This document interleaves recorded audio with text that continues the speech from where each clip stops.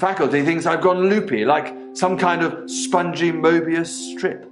That's why I'm here, isn't it, Dr. Dekker? I can see people's dreams. I've set up an experiment. My dad is trying to hurt me. Quantum suicide. Have you heard of it? If I concentrate hard enough, and I know when the person's going to be asleep, I can have the dream with them. Well, let's call him God. He creates this world for his amusement, something he can play with and occasionally alter to suit his mood. It feels like the paintings are watching me. Sometimes, when I walk through a door, it takes me somewhere else. Literally somewhere else. God loves chaos, but something goes wrong. Man and woman evolve. What was once chaotic becomes, well, more ordered. It starts as a door-to-door saleswoman. Double glazing, probably. Dr. Dekker, I think we both know what you dreamed about last night. I've seen its silhouette changing through the window. Because he thinks I'm evil. Because I can see things other people can't. On the basis the central component of our universe is chaos, science can only document a perception of the chaos at any one given moment in time. I did what you said, Doctor. They arrested me. Which means that at any given moment, we can choose to alter our perception of the world, no matter how much chaos that would cause. I thought you were supposed to fix me. I'm telling you, it's eating people. And you're just laughing. You're insane, Doctor. Listen to me! You're not listening! It's your only bloody job!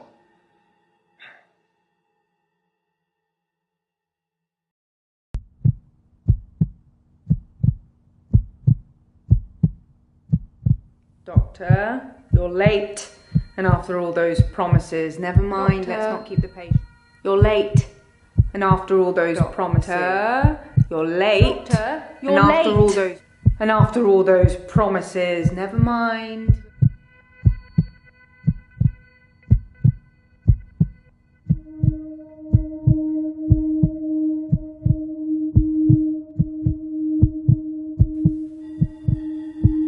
Doctor, you're late.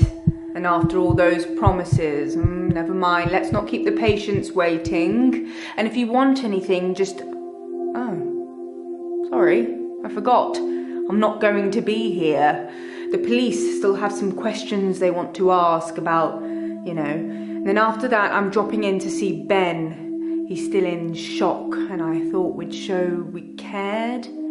We do still care, don't we, Doctor? Good. Anyway, I hope you're all caught up on Dr. Dekker's tapes. I think Mariana is in first, but I'm sure they'll all become a blur by the end of the day. I'll see you later. Or tomorrow. Probably tomorrow. I'll leave it to you then.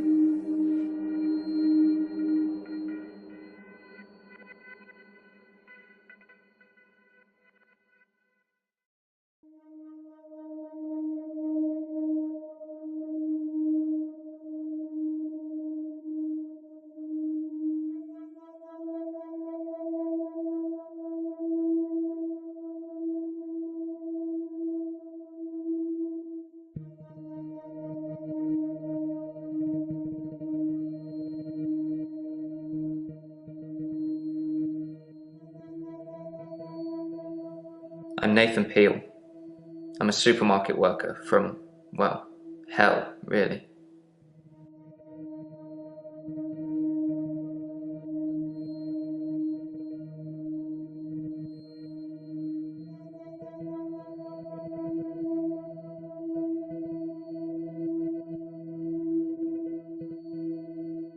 Dr. Dekker was a complex man. I spent a lot of time with him, but he won't remember it that way.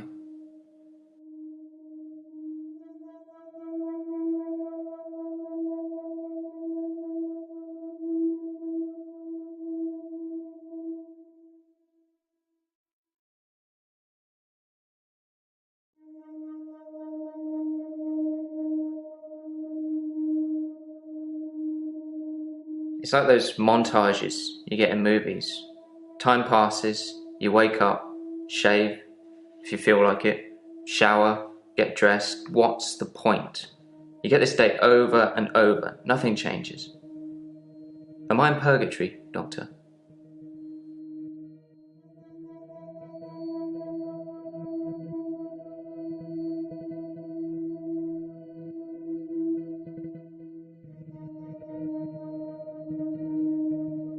I saw the conflict that Dr. Dekker was going through. Let's just say you might look back on your life and think there's nothing you would have done differently. No 2 days were alike for him in the end. Like he couldn't decide what to do with himself.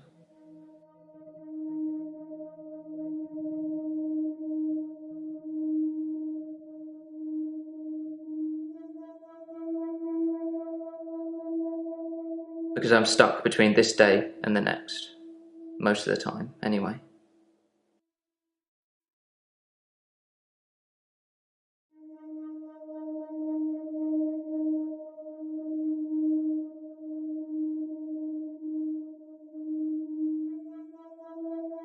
As far as Dr. Dekker was concerned, we had Monday, then moved on to Tuesday.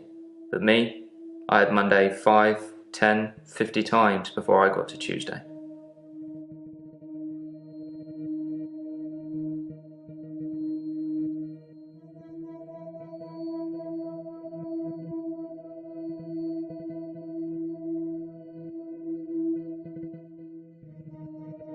Sometimes it looks different. Sometimes the birdsong will change, or the weather will be less bleak, or that person who nodded at you yesterday doesn't do it today. But it doesn't usually change. You need a tragic event for change, like a murder.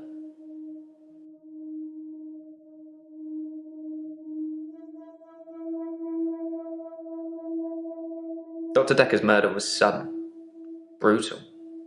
It's terrible. But Doctor, 2 weeks. 2 weeks I had of rolling days. No do-overs. No Monday, Monday, Monday. I wouldn't kill anyone, though. I'd have to keep doing it, wouldn't I? Few things seem to move me forward.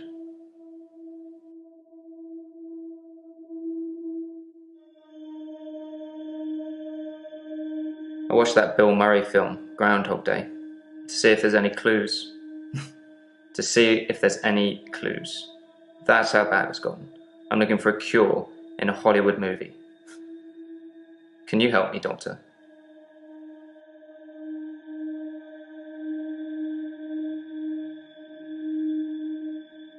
He was like a kid in a sweet shop. He had so many options, he didn't know what to do. I suppose if you take too long picking, all your options run away.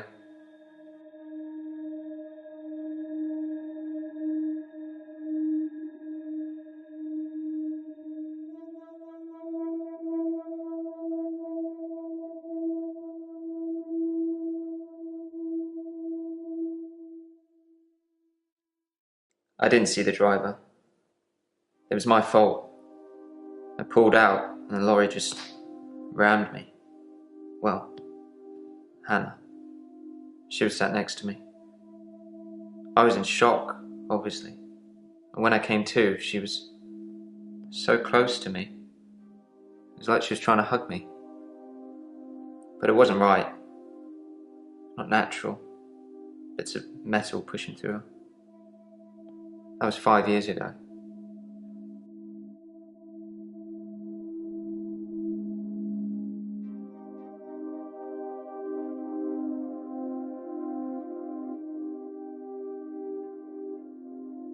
My fiancée, my childhood sweetheart. We met at secondary school. She was head girl, I was the quiet one. She liked computer games, so I instantly fell for her. I proposed in Goldshire. She said she didn't date elves, so I leveled up to a human necromancer and asked again. Sorry, it's Warcraft? We spent a lot of time on there.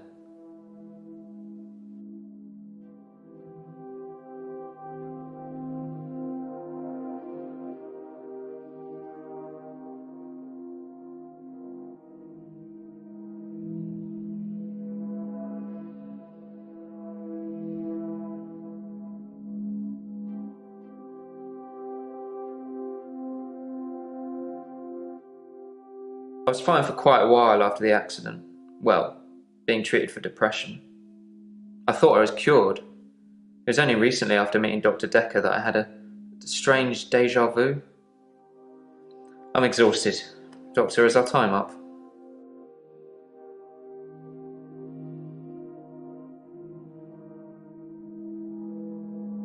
I've been shrunk for that already.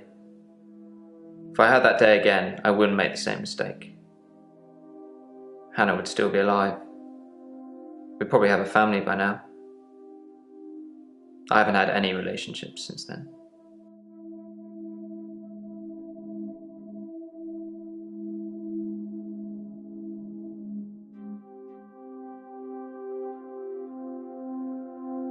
I don't know how, but thank you, Doctor. This is our first time around, and I trust you.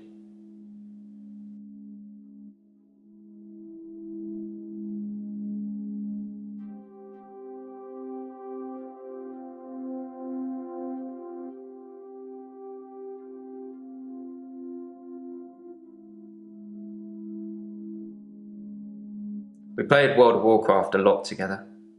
I guess it's not the cool thing to do anymore. But we had a lot of memories there. To be honest, it reminds me a lot of life now. The same thing over and over again. Bring me X bunnies to make a stew. Y badger teeth. Rinse, repeat. Maybe I'm just grinding life.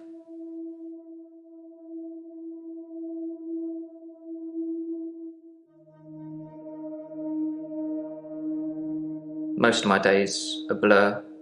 I'm not sure if it's the sleeping tablets I'm on or just how I've learned to switch off.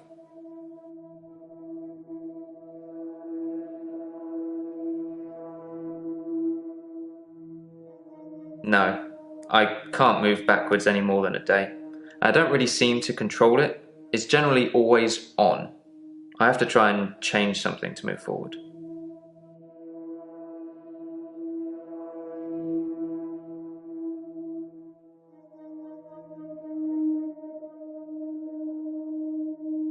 I'm not really fit for work anymore. I work in produce at the local supermarket.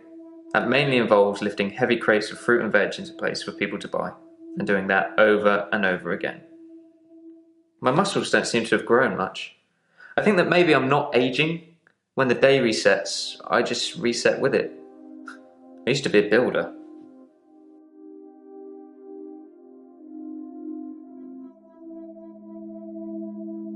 I'm on temazepam. Dr. Dekker prescribed them for me. He thought I would sleep through to a whole new day. I didn't.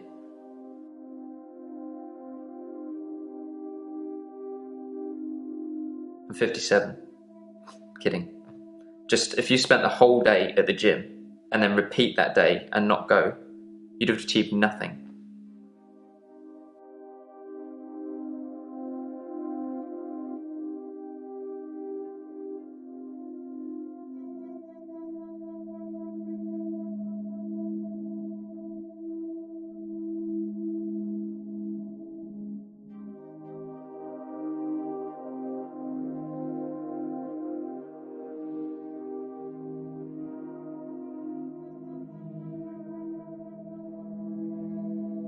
I'm Mariana.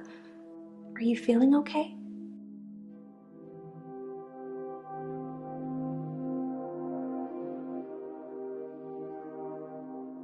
That's what Dr. Dekker would say.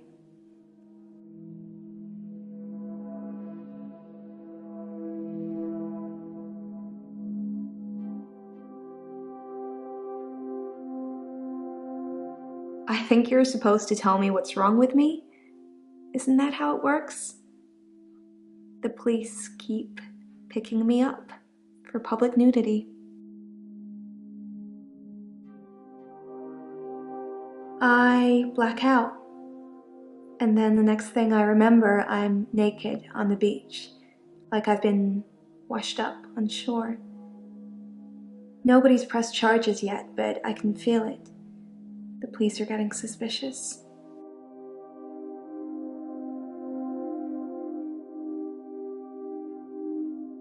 I do suffer from blackouts, which is strange as I can hold my breath for a really long time. But I'm not swimming before I black out. Dr. Dekker thought it was anxiety originally. Then he worked it out.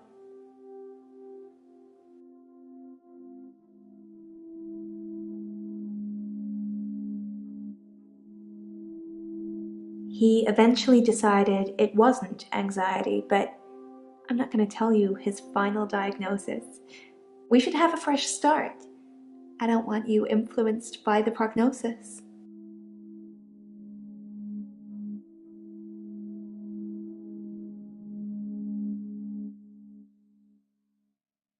I work for myself. I make bracelets from things I find on the beach and sell them online. I spend a lot of time at the beach. It's just way more relaxing than anywhere else. You should come with me one day. I can show you all the sights.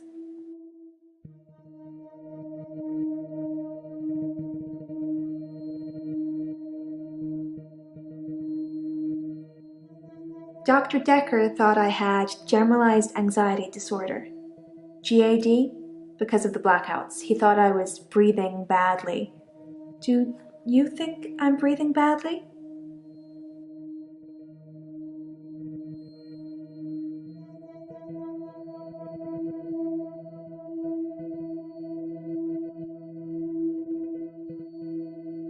You can check my breathing if you want. Do you want me to lie down? Can you tell just by looking at me? I'm not worried about it, just if you are.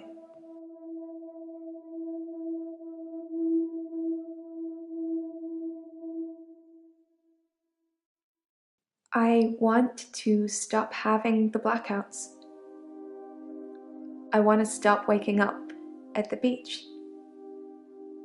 I want to remember those entire evenings. Can you suggest anything that might help?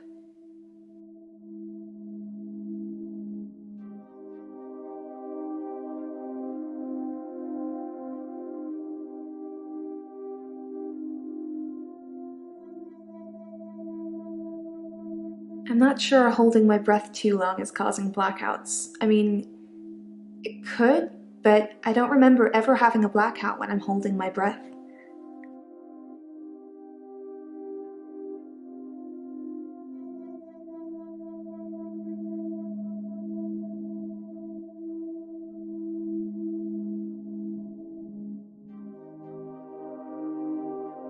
I normally black out when I'm dancing. I like dancing. Do you like dancing?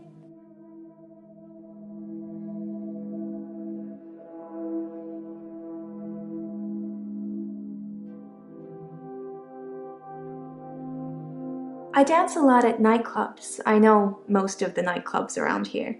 My favorite is the Pearl because they sell cheap vodka shots all night.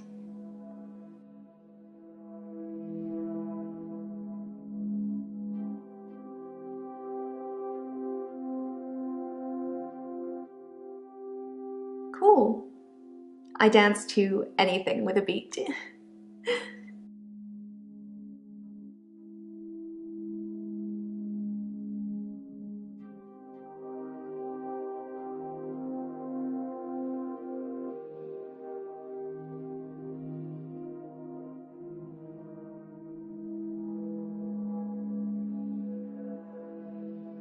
I film myself doing lots of things, but it's not so easy to do when you're blacked out.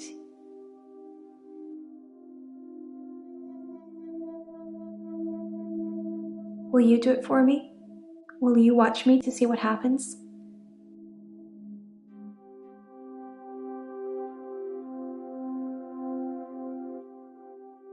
I don't drink.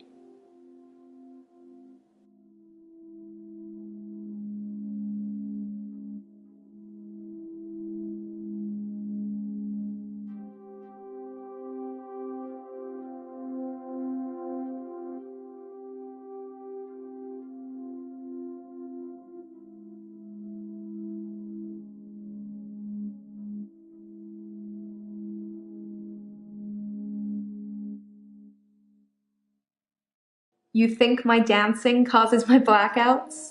No, I know it's the last thing I remember, but I don't think it's that. Sometimes I remember more, but I'm tired now. Is that it for today?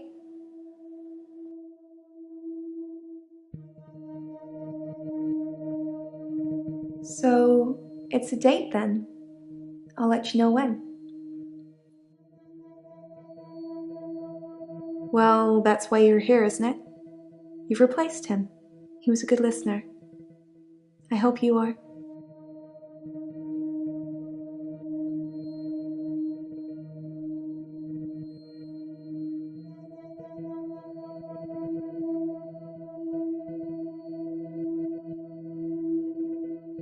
Dr. Dekker could really get inside you.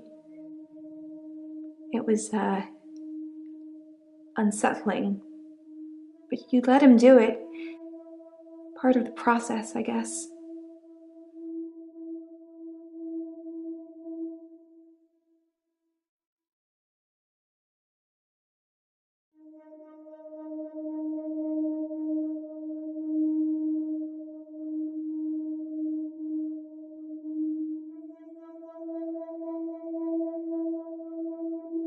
When I wake up, my hair is dry, but it's pretty hot at the moment. I get baked quickly by the sun. It's possible I've been in the sea during my blackout.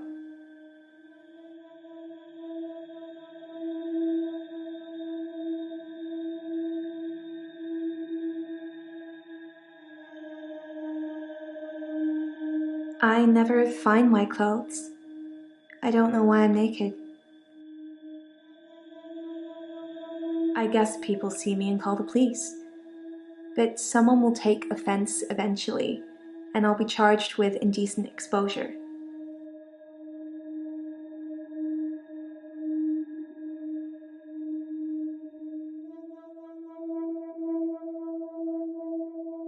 I've been a patient here for 3 months. Today is my patient birthday.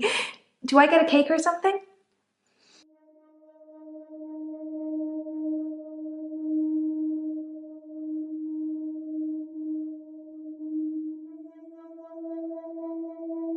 That's okay. I wasn't really expecting one.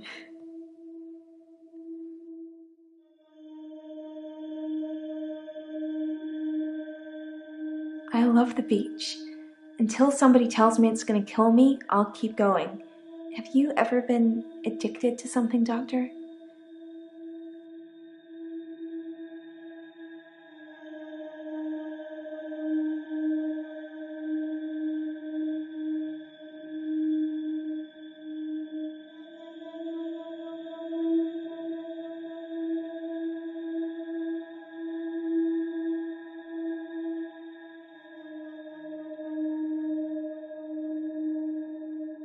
That's a shame.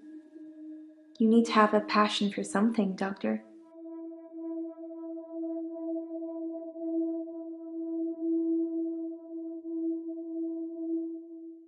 Dr. Dekker was fine. He had good relationships with his patients as far as I know. I'm not sure why anyone would want him dead.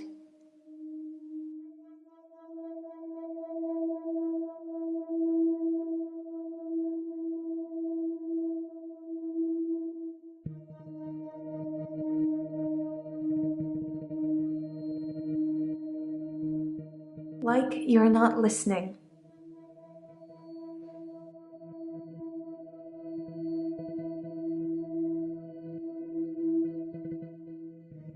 I hold my breath when I'm swimming underwater. Most people do. Sometimes, if I'm really excited, I'll hold my breath accidentally, just for a few seconds. I don't know why.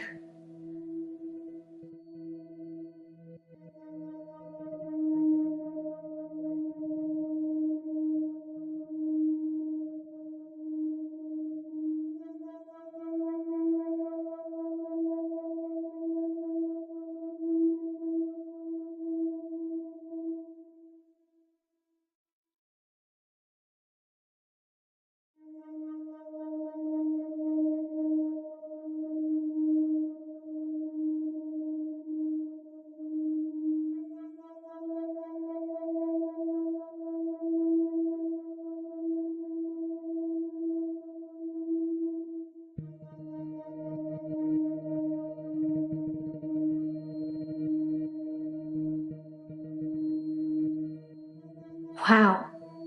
Let's get straight to it then. I'm not sure I feel comfortable speaking with you about that at the moment.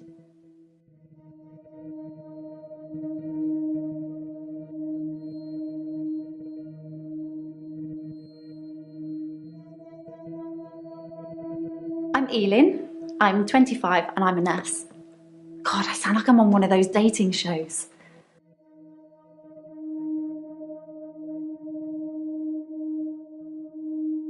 I work in a nursing home for the elderly. I basically do end-of-life care.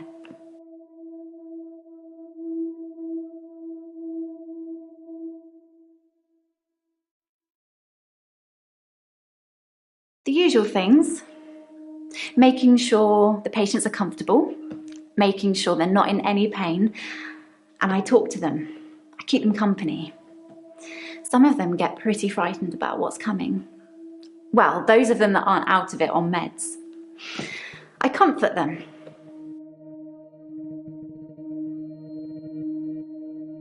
Death is frightening, isn't it? Isn't it what everyone's afraid of? The great unknown. No one should have to face that alone.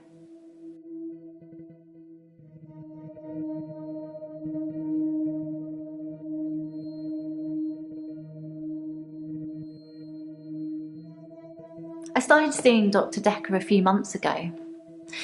I thought it would be nice to have someone I could talk to about work. It can get a bit stressful sometimes.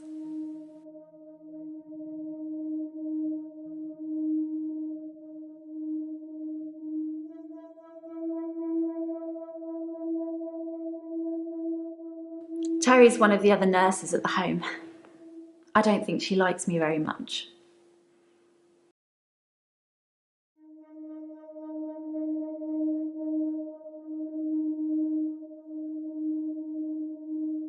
It can be sad sometimes. I don't like losing a patient, but that's the job. I don't get stressed about it or anything.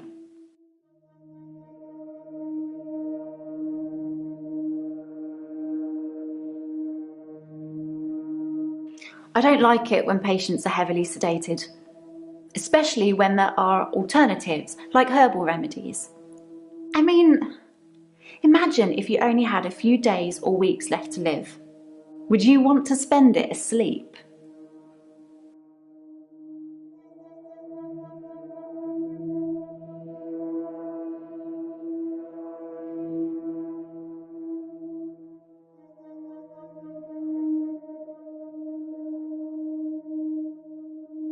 Exactly.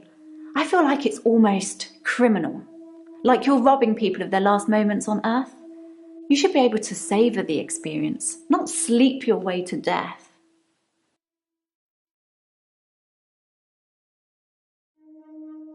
I'm a qualified herbalist.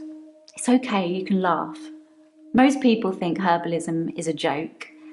But I'd much rather help my patients sleep at night with valerian or passion flower than lorazepam, temazepam or zolpidem.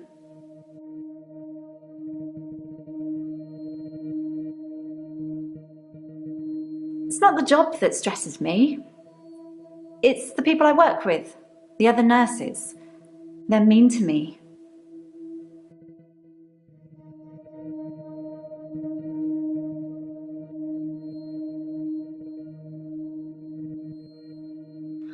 I'm not saying anyone should be happy about dying. I've seen lots of people die, and it's a special moment. There's literally nothing else like it.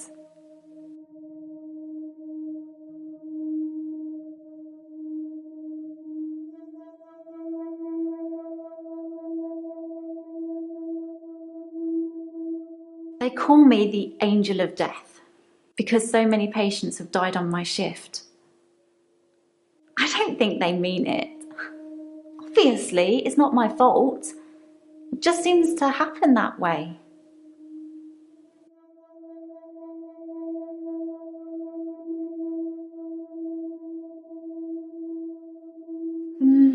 Three last month. 3 the month before that, I think. But only 1 so far this month, so that's good. Although one of my patients, Hilda, I don't think she's got long.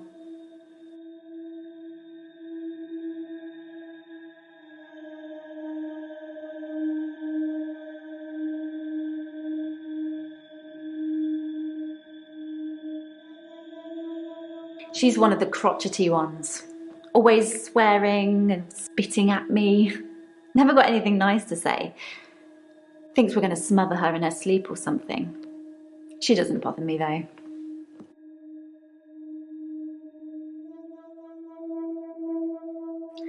I'm not really looking for love at the moment. I'm sort of married to my work, but in a good way.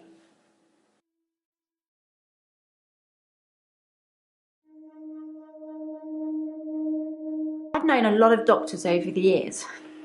Most of them arrogant idiots who think nurses are just there to do their bidding, or worse. Dr. Dekker was different. He had a lot of time for me. He was interested in my problems.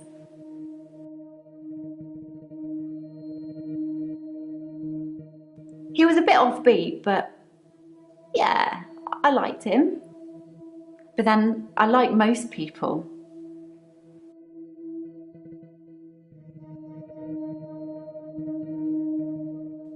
I'd been seeing him for about 9 months, I think.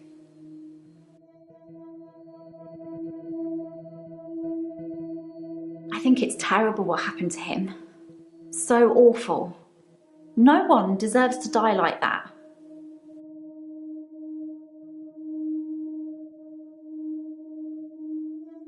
My name is Claire Castleford, and as I'm paying a small fortune for these sessions, I'd expect you to be up to speed, Doctor.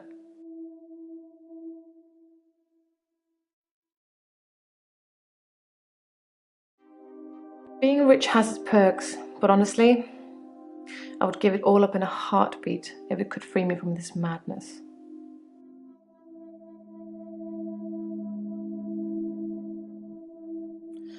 Well, according to your predecessor, I'm a delusional psychotic with obsessive tendencies. Oh, and a history of violence. Sounds so cold when you put it like that, though, doesn't it?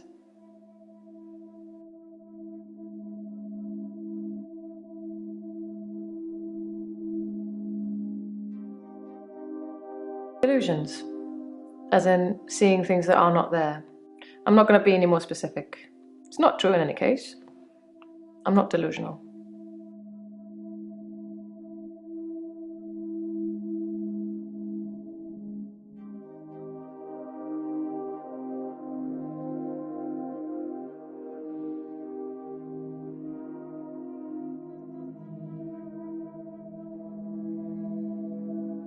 I'm obsessed with my husband.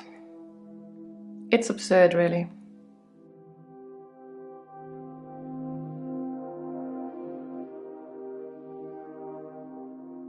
To be fair, there was only one violent outburst. That hardly qualifies as a history of violence.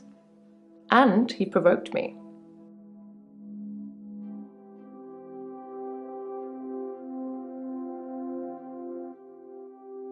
Because he is here. And he shouldn't be.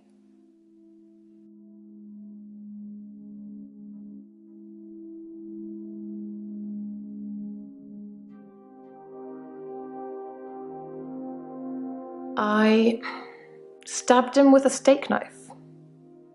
Shocking, isn't it?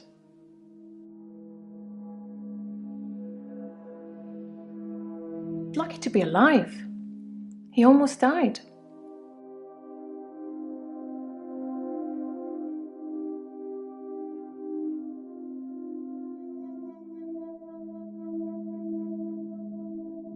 My husband is not a well man. We've been having problems for a while now.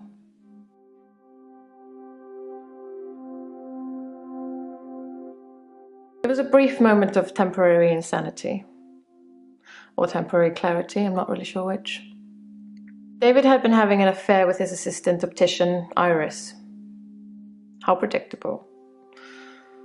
Not just the affair, but an optician named Iris.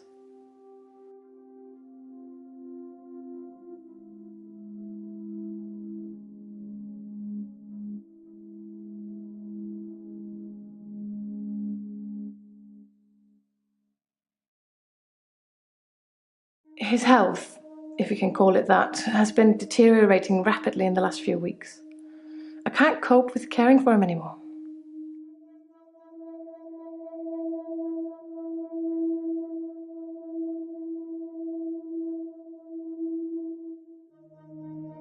David has trouble looking after himself.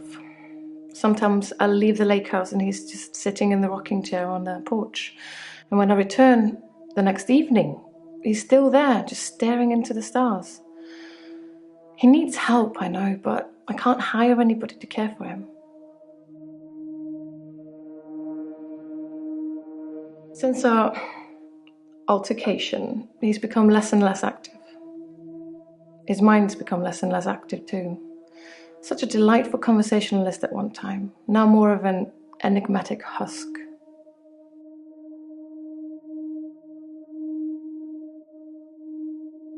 David's staying at the lake house.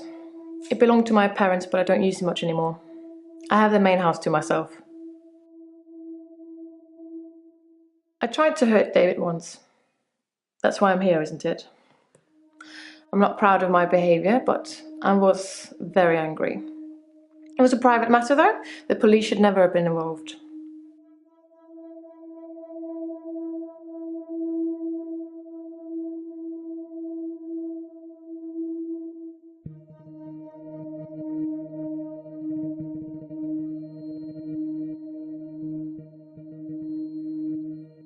I never used to get angry, ever. If you're angry, you're not in control. Isn't that right? And it would be very bad for me to lose control.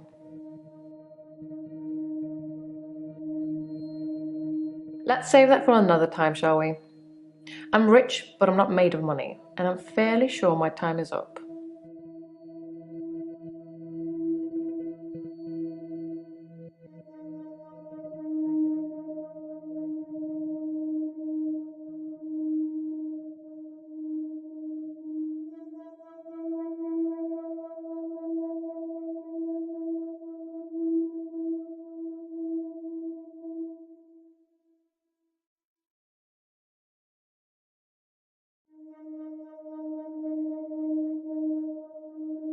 The most shocking thing about Dr. Dekker's death is that he didn't bring it upon himself.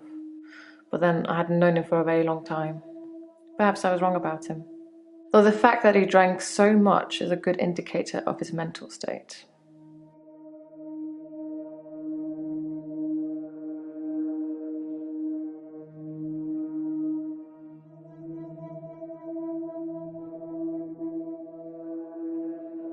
I thought it was common knowledge that he drank. You could smell it on his breath when you got close to him. He kept a bottle in his drawer. Such a cliché.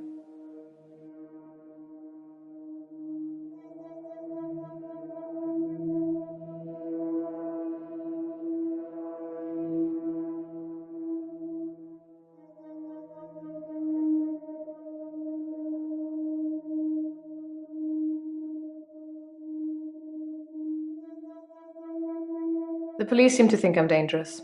I'm only sitting here talking to you because I have a lot of money. Otherwise, there's no doubt I'd be thrown into prison for a very long time. That's why I need your help, Doctor.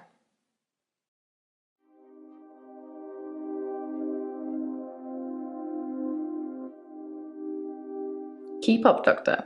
David is my husband.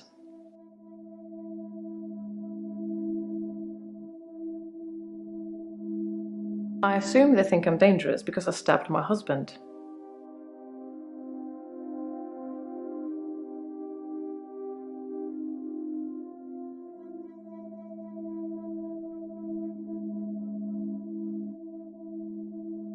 Dr. Dekker just had that look about him. You know what they say about us crazies. Takes one to know one.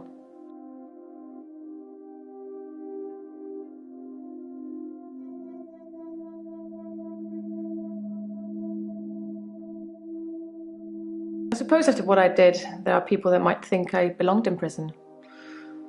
What do you think, Doctor? Can I be saved with therapy, or should I be locked up like a dangerous criminal?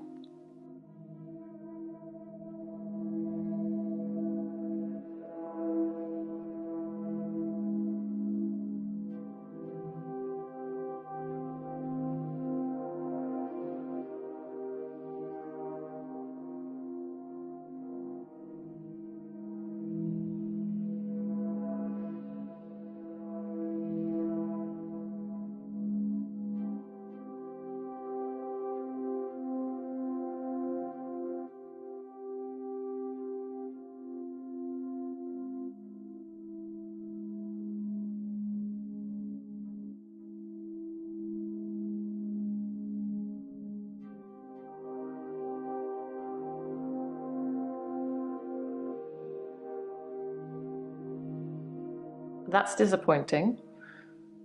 Don't you want to try to make me better? At least Dr. Dekker gave it a shot in his own way.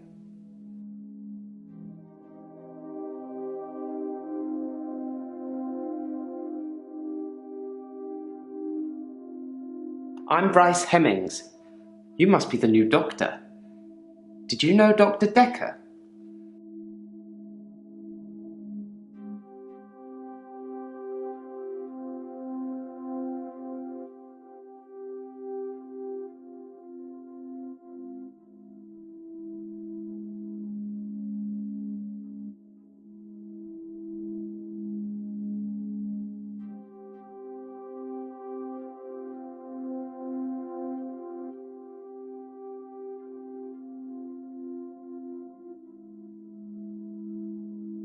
He was an antagonistic psycho. I hope you're not from the same school of thought.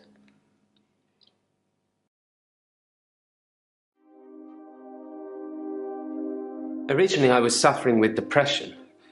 Work was piling up. I kept missing deadlines. I wasn't used to all the failure. I got depressed.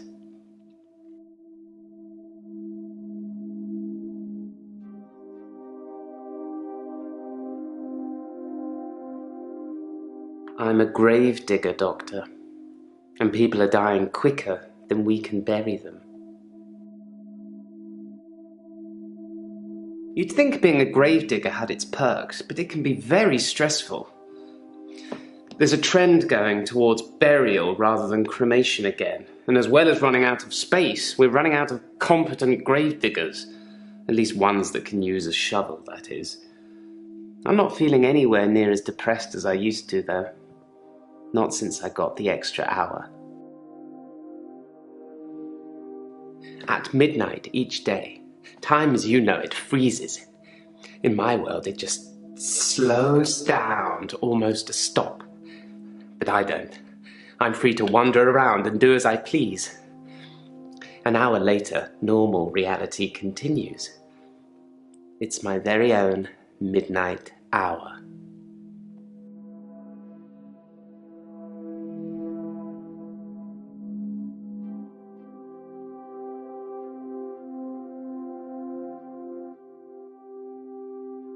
In the extra hour, I mainly catch up with work. It's a godsend. Sometimes I play chess against myself. It relaxes and strengthens the mind all at once.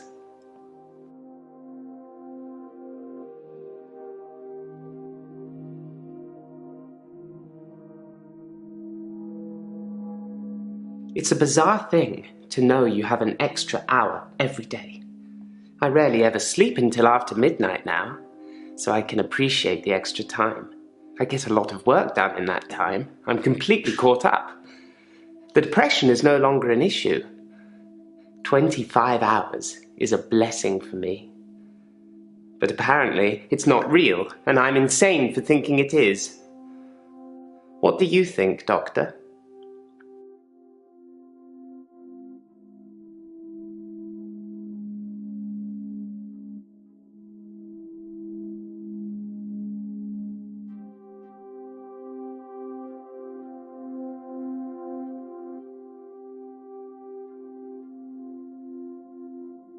Henley Church, where I work, is located on an old Norman motte and bailey. You can't use mechanical diggers or excavators there in case you destroy a relic.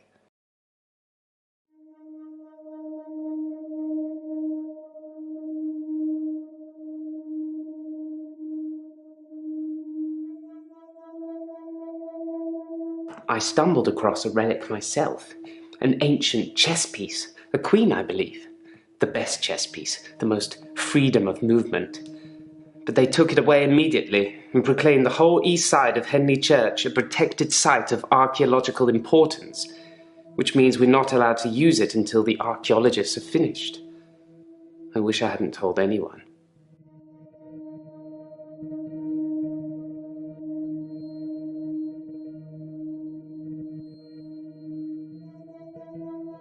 Henley Church is relatively small. Well, for the number of bodies they expect us to pack into the ground, it's relatively small.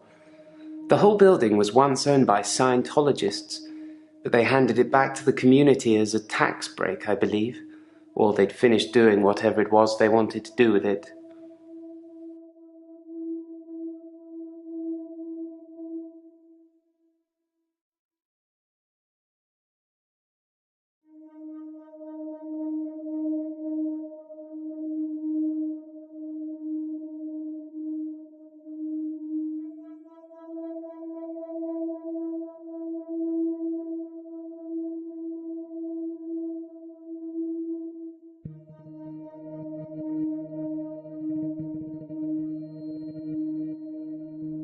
I'm not sure I believe in any religion anymore.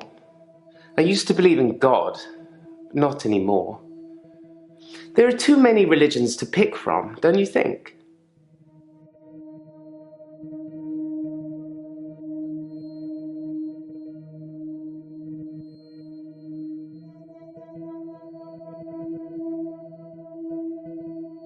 Then we agree.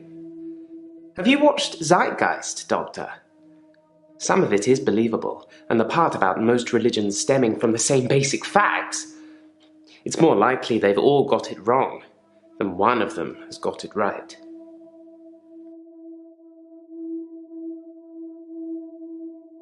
I didn't really like Dr. Dekker, and for quite a few reasons, actually. I'd rather talk about my own problems for now, though, if you don't mind. Dr. Dekker would say one thing and do another. He would push me to do things I didn't want to do.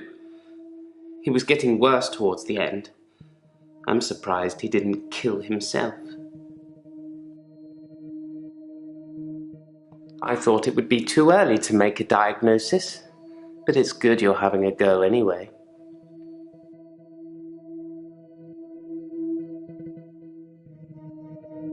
I like chess. I still play sometimes when I can find an opponent. There's nothing more satisfying than planning scores of moves in advance and then watching things unfold as you saw them. I shouldn't have told anyone about the Queen.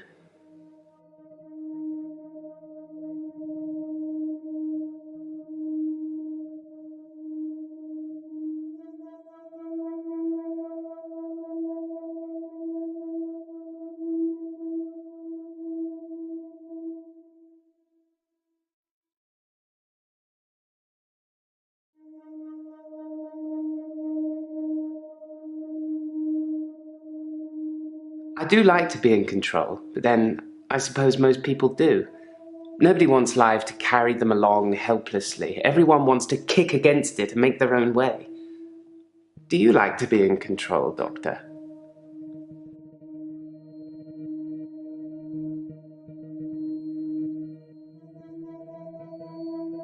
Yes, Dr. Dekker was murdered. Quelle surprise. Murder does seem a bit harsh, doesn't it? And another grave to dig. I know as much about it as you do. Less, I would imagine.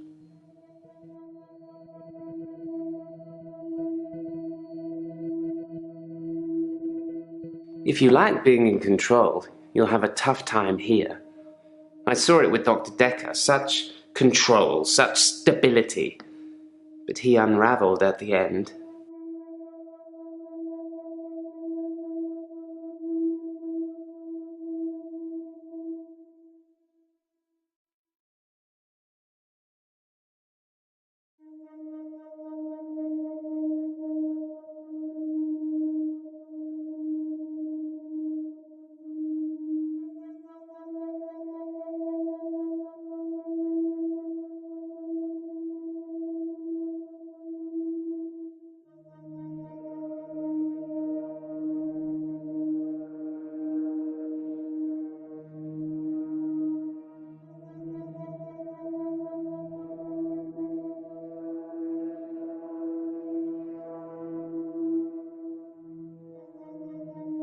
He couldn't keep control of everything, of everyone.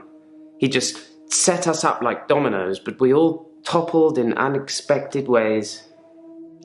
You'll find it all out in time, Doctor. Just not today. Can't have your head exploding, can we?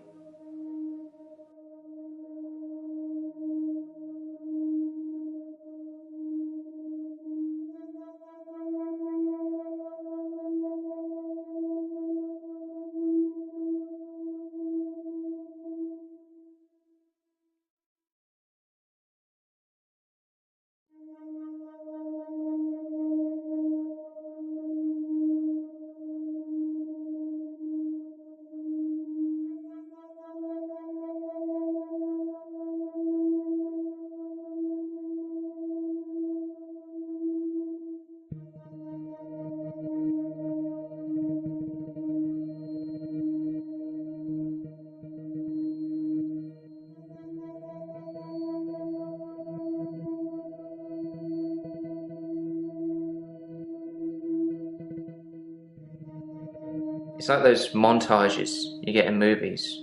Time passes, you wake up, shave, if you feel like it, shower, get dressed. What's the point?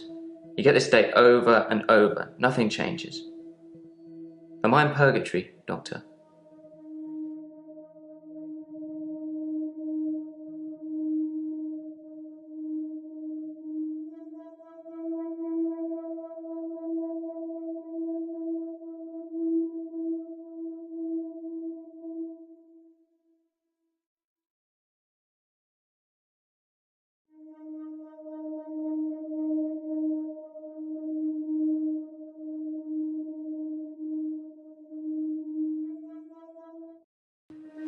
Oh, Doctor, glad I caught you. I thought you might want to hear what Ben had to say.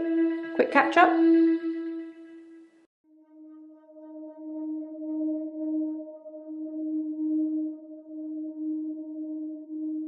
I'm not sure Ben will be coming in for a while. He's still pretty shook up about finding the body. I'm surprised it doesn't happen more often in the line of work he's in. Anyway, he said he found the body at exactly 20 minutes past 10. For some reason, the first thing he did was look at his watch.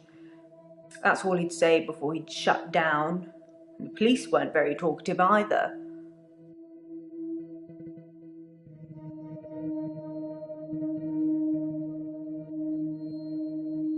Yes, Ben found Dr. Dekker's body on Valentine's night in his office.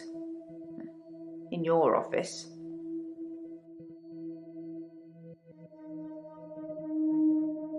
Yes, you know, the 14th of February, the day of love. Or remembering a massacre, whichever's more you.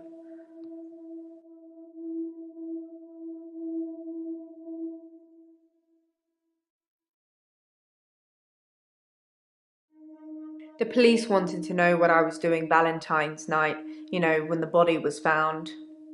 I was at home, all on my lonesome. So I guess that makes me a suspect.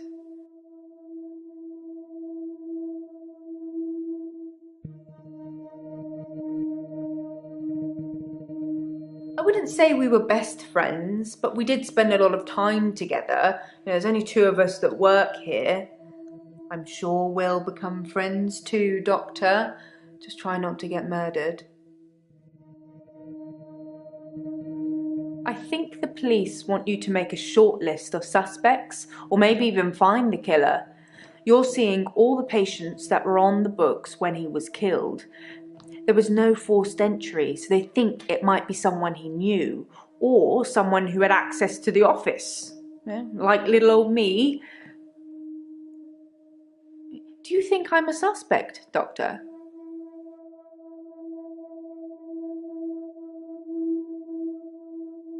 Sorry, didn't you know? Ben's one of the night shift cleaners. I'm sure he's got some tales he could tell.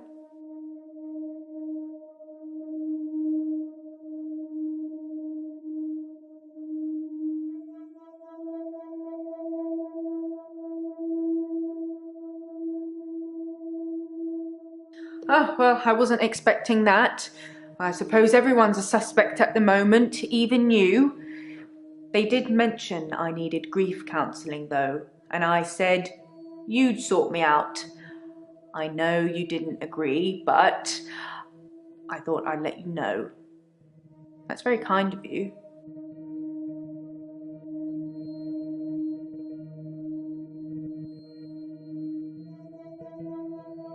I wasn't really in his social circle, so I don't know if he had any friends. In terms of enemies, I heard things get heated in his office sometimes, but I won't name any names.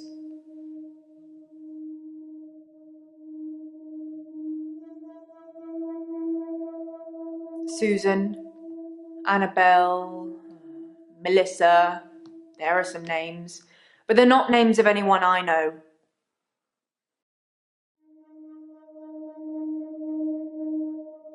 He was stabbed, so that's quite a personal thing to do.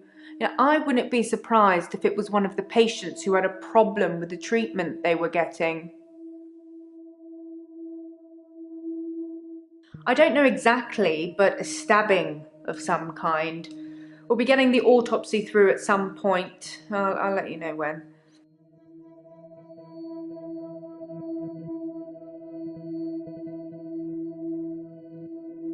I'm just surmising. If you're unhappy enough to kill your therapist, they're probably not doing a very good job. I didn't see it myself, so I don't know. But I heard it was a bit of a mess with all the blood and everything. You know, they have people who clean up after such things, though, so you really can't tell, can you? But don't worry. That's a new chair. All I know is the police took his chair. Forensics, I suppose.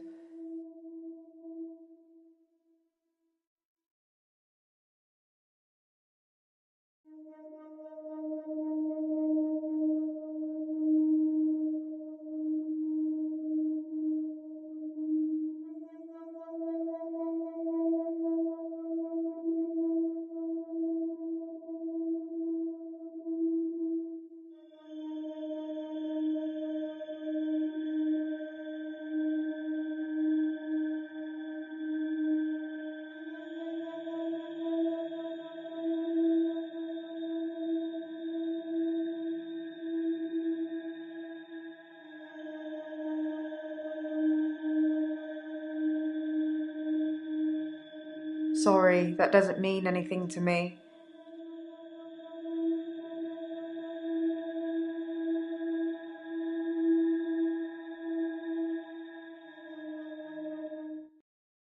I'm having a loop day.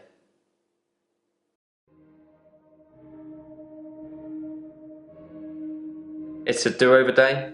You won't remember. What's the name of your assistant again? You didn't know that yesterday. Can you remember where I met Hannah?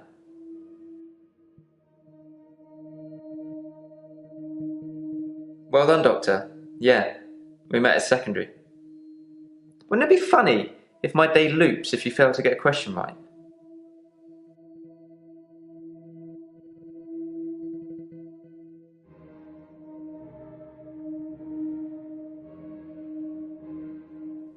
I agree.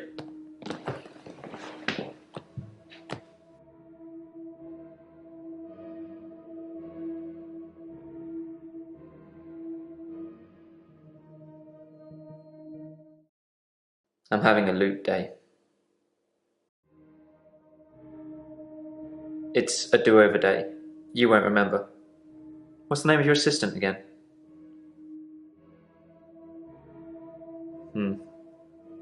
I suppose you did remember that yesterday. Can you remember where I met Hannah? Yeah, at secondary school. It's been fun, but I've got a pill.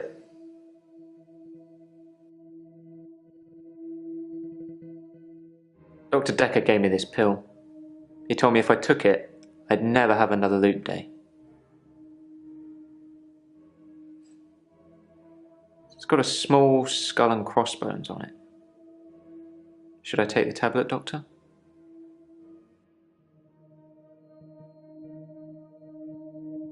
You're cool. I don't think this is getting us anywhere, though. I'll see you tomorrow. Again.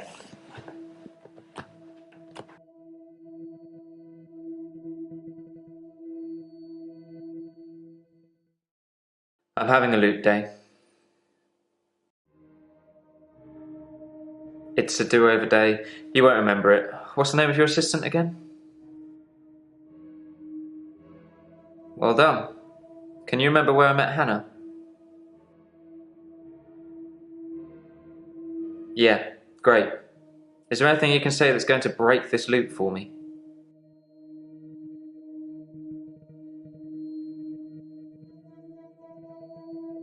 I never mentioned a pill this time, or a tablet.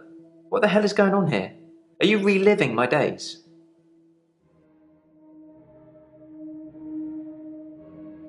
Something somewhere has changed since you arrived. Like some kind of sim theory.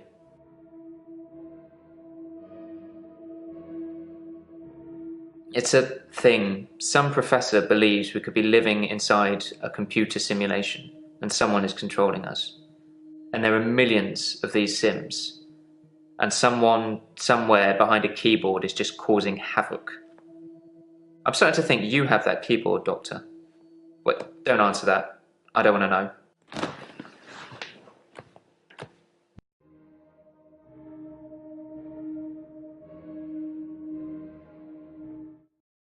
Midnight each day. On Valentine's night. Time as you know it freezes. 20 minutes past 10. Keep up, Doctor. Thinks we're going to smother her in her sleep. I'm a grave digger, Doctor. I was at home. David is my husband. All on my lonesome. Stabbed him with a steak knife. Nothing changes. I'm a qualified angel of death. When I'm dancing, You get this day over and over. Hilda. I black out. I don't think she's got long. And Laurie just... Naked on the beach. Hannah. Is that it for today?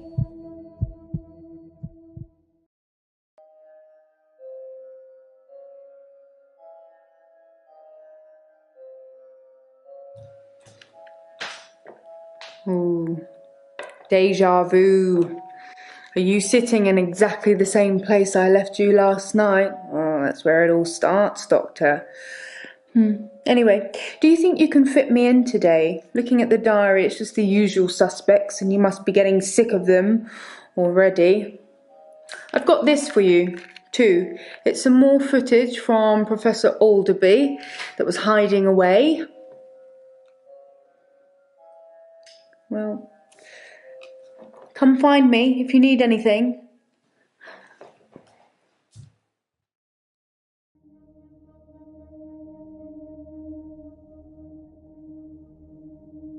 Hello again, Doctor. I had a bit of a shaky loop incident, but let's not talk about it. Yesterday, I set fire to Hannah's clothes in the garden. I just wanted the day to move forward. I instantly regretted it. And lo and behold, here we are, a new day. Hannah's clothes are a pile of ashes.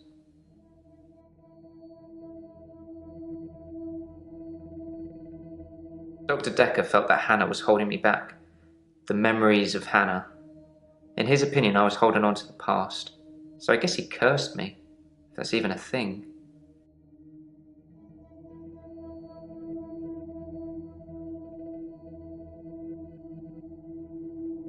Yes, Dr. Dekker cursed me. I don't really want to talk about it, but I blame him for the way I am. Can you give me some advice, Doctor?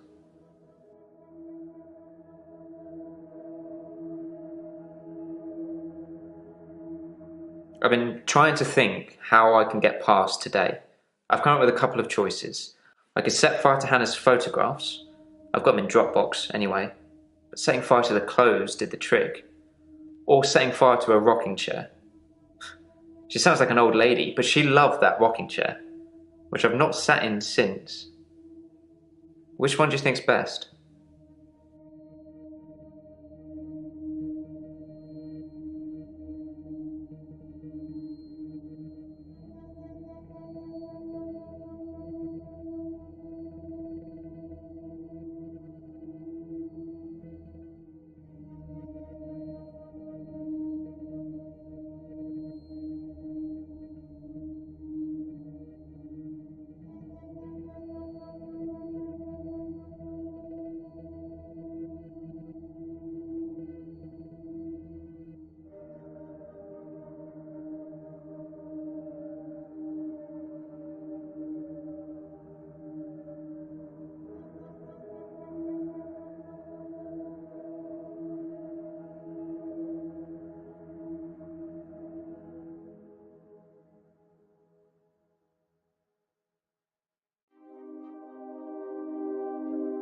I've kept almost all of her stuff as she left it. It's just the clothes. I've decided to burn those yesterday, so here I am. Hannah loved clothes. Every season, she'd donate her entire wardrobe to some charity or another, and only buy stuff she loved. I was left with winter. I don't even know what her favourite season was. Does it matter? What's your favourite season, Doctor?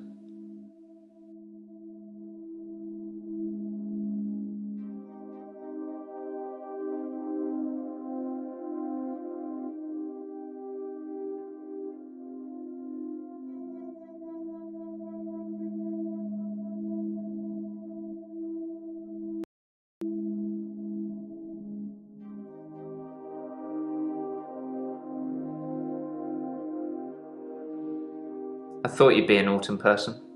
That means you're supposed to be grounded and productive. And you like your space.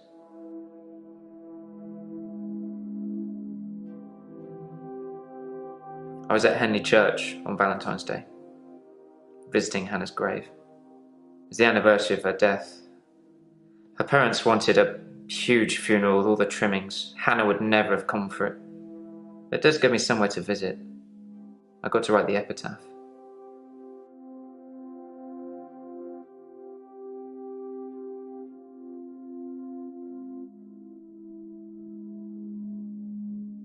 We walk alone without our angel.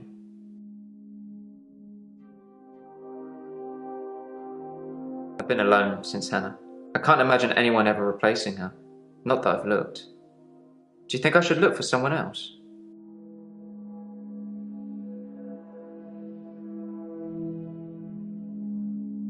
I left Henley Church about 11 o'clock on Valentine's Day.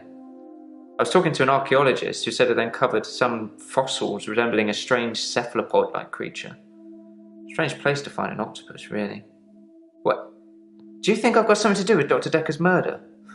Maybe you should ask your assistant who Dekker saw that day.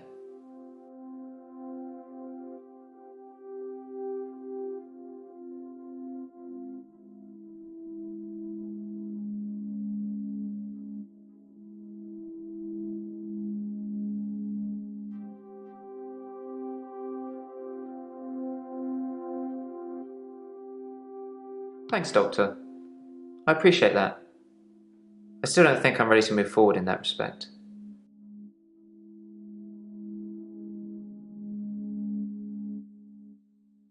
It was a missed call.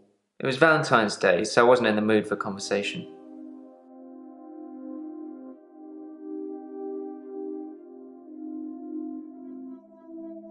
I'm not religious, but when I wrote Hannah's epitaph, I knew her parents would want some acknowledgement of the great bearded one. But she was an angel to me. She was an angel to everyone.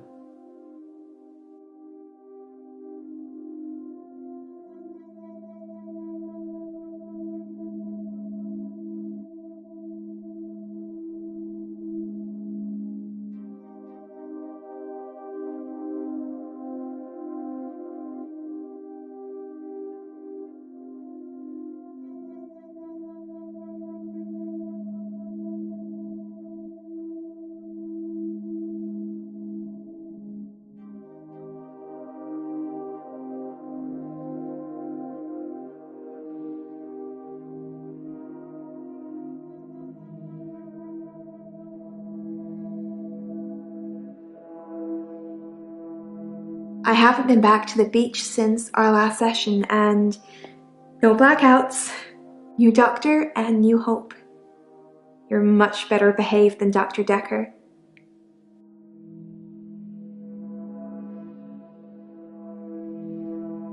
Dr. Dekker dated his patients.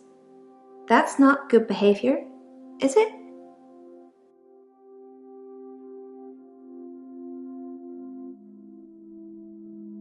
I think her name was Scarlett? One of his patients, an older woman. I guess that's how he liked them.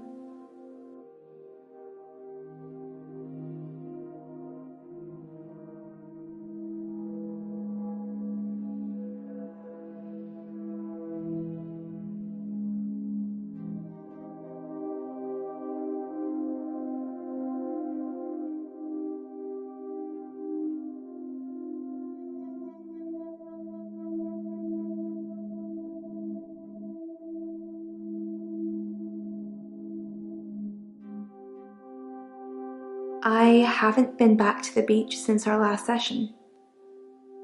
I've kind of missed it.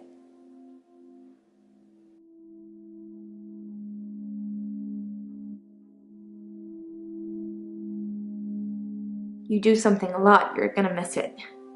I suspect I'll go back there soon, but it's helped with the blackouts.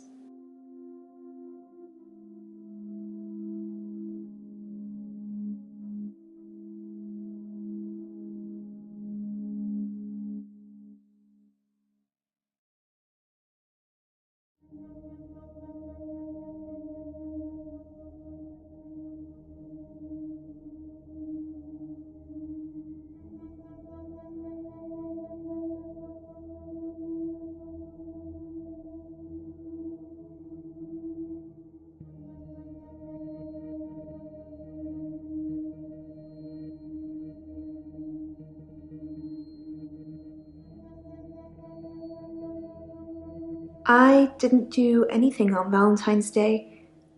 I washed my hair and then I walked along the beach for the whole night. It's actually true. I saw one of your patients actually. The nurse. She was on the pier with someone. Pretty much all of the night too, so I can vouch for her even though she probably didn't see me.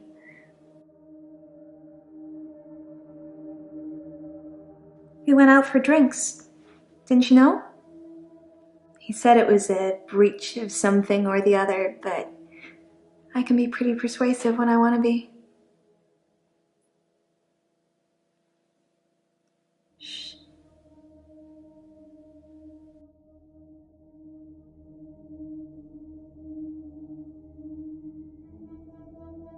Yeah, drinks. I think Dr. Dekker ordered neat whiskey. I had water. I don't drink.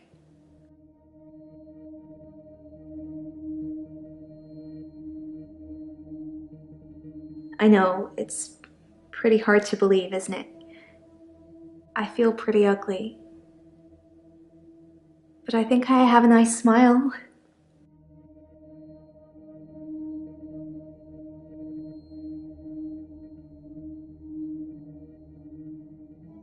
Lots of people find me attractive, but I've seen something truly beautiful. It makes me feel dull by comparison.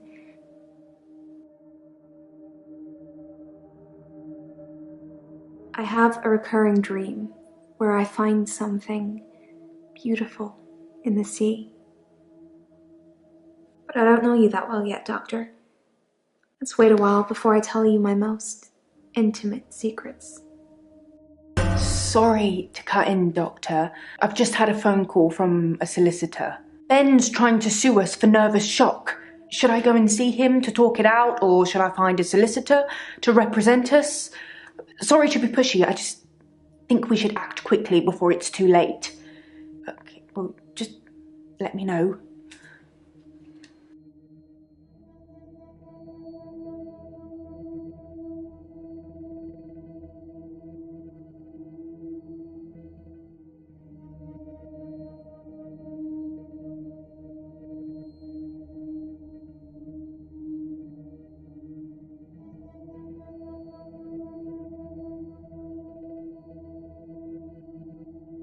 I guess it was a couple of days before Valentine's Day. It wasn't a date or anything. I noticed in our sessions that he'd been acting a little strange. He just didn't seem right. I wanted to find out what was wrong.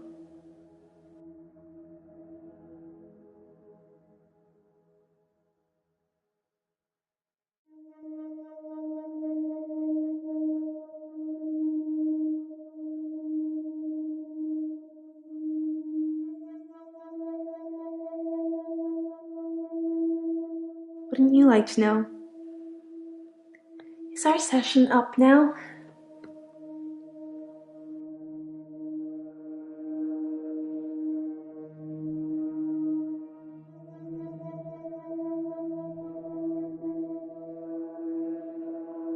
Photographs it is then.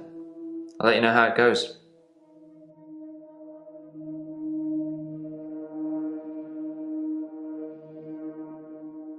I like winter.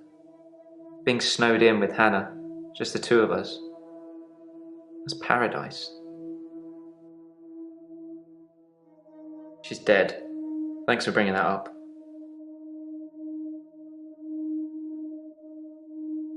She was interested. Maybe I misread. Maybe she was just being kind. I suppose most women wouldn't enjoy me talking about my dead ex for hours. It's a sea creature, like an octopus. I suppose they find dinosaur bones everywhere. Just because we're on land now doesn't mean millions of years ago this place wasn't at the bottom of an ocean.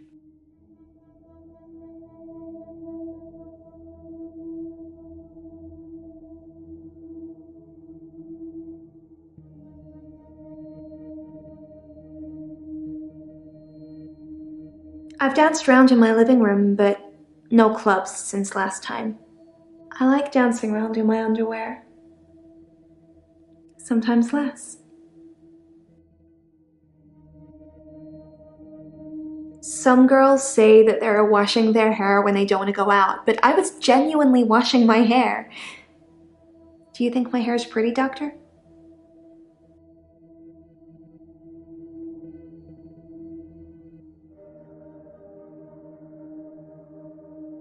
I'm insecure, Doctor. Isn't it obvious?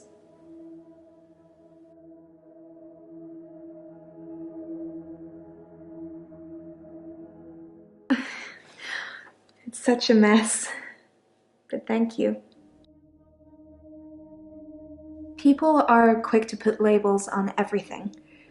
I suppose Dr. Dekker was more than just a therapist to me. We had a lot of things in common, but we weren't seeing each other. I'm not seeing anyone at the moment. Are you offering, Doctor? It sounded like an offer to me, Doctor.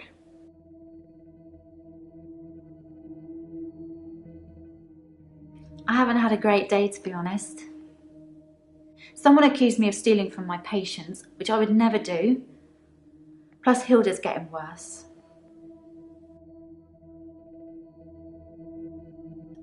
This? Well, it started with this. It's a locket. Alice, one of my patients, gave it to me before she died. I have a few other things. A watch, a ring. One patient gave me a little china bird. They're not valuable, just trinkets, really. Strictly speaking, all of the patient's belongings should be passed on to family members after they die. But Alice's son never visited. He didn't care about his mum. Why would he care about some worthless piece of jewellery? It just doesn't feel right to me. What do you think, Doctor? Am I wrong to keep the locket?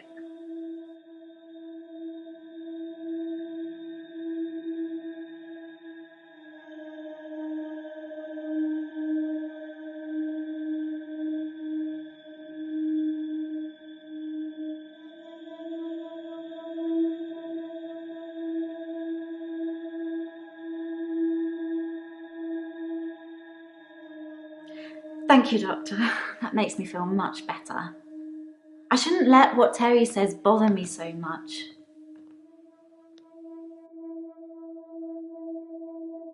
In our last session, she's dying. I can tell. I need to see her before it's too late.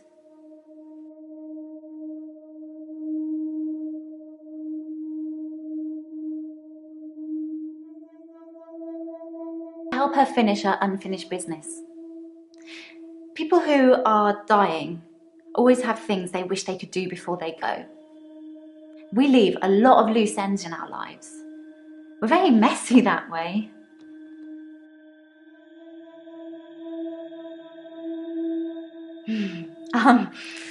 Actually, I had a hot date. It wasn't anything serious, just some guy I know. But it was a nice date, different to what I'm used to.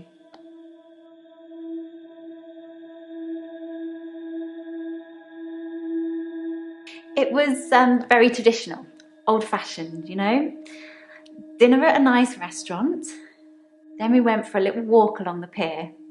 Held hands, had a bit of a kiss. Then he called a cab and I went home, alone.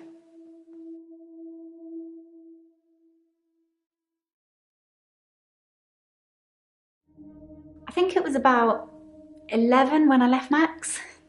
I'm sure you could check with the taxi company if you really wanted to, if you think I need an alibi.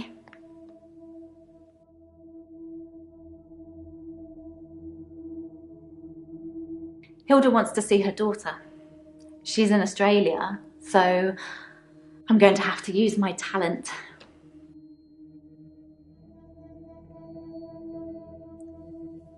I can change my skin. What I look like. I can turn into a patient's loved one. I just hold their hand and ask them to imagine that the person they want to see is sitting right here next to them, and I become them. It's how I help them move on. That's how I comfort them.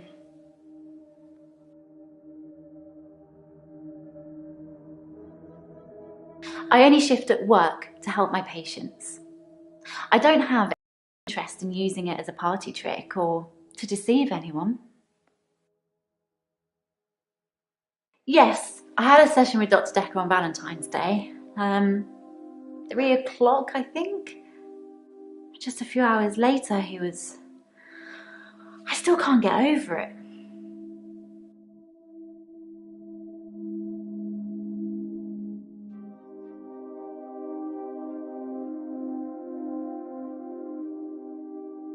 Dr. Dekker seemed fine on Valentine's Day.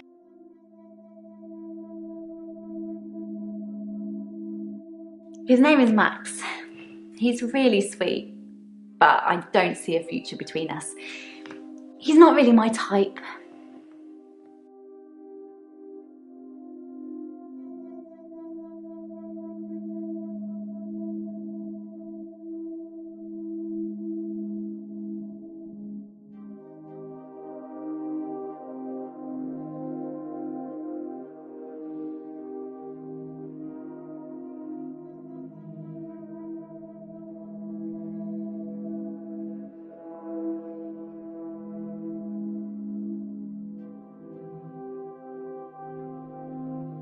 I've known Max a couple of years, but this is the first time we've been on a date.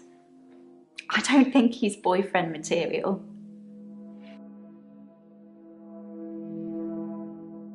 I can sense it, you know? It's like when you're outside and there's a sudden change in the light or the air feels different and you know it's going to rain. It's like that.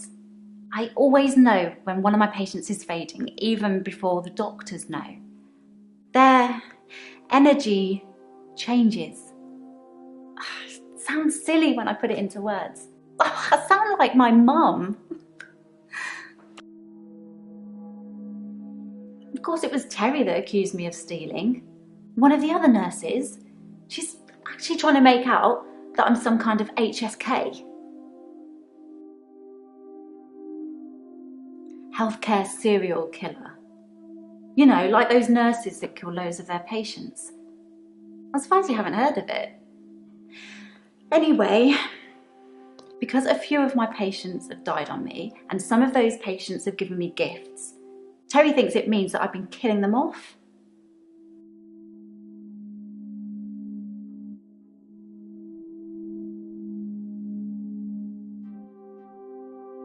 It's the anniversary of my parents' death today. I went to the lake house. I always go to the lake house anyway, but it's also where they died.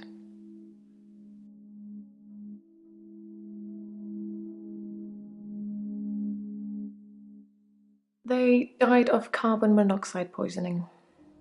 I was staying at a friend's house, otherwise I would have died too.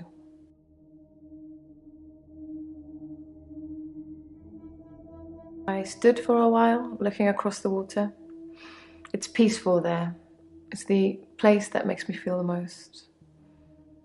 There was a girl there, by the lake, only about 9 or 10. She was fishing, if you can call it that, with one of those nets on a stick. I don't know why I talked to her. She looked sad. I don't usually talk to children, but she seemed different, special. I'm allowed to talk to her, aren't I, Doctor?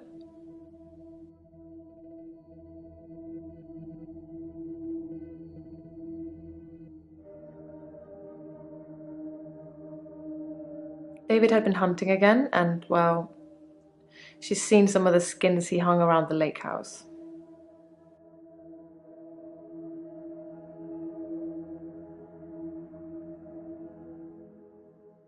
Animal skins.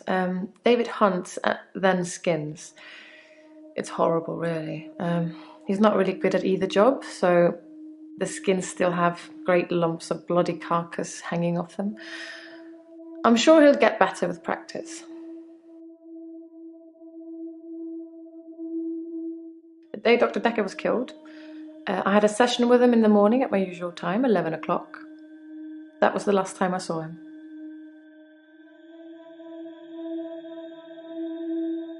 David wasn't there. Or at least I didn't see him. I didn't go inside. I forgot my key, and the spare was missing.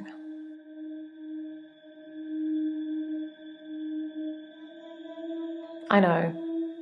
I shouldn't have talked to her. It was dangerous.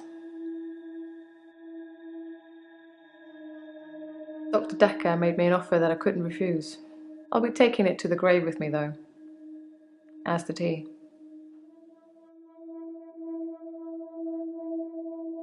I don't know. I suppose she just reminded me of me. I spent a lot of time alone as a child. She said she was trying to catch some strange creatures that she's seen in the water.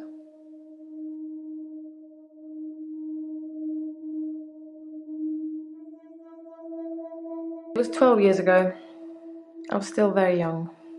Too young to be an orphan anyway. I had to toughen up quickly.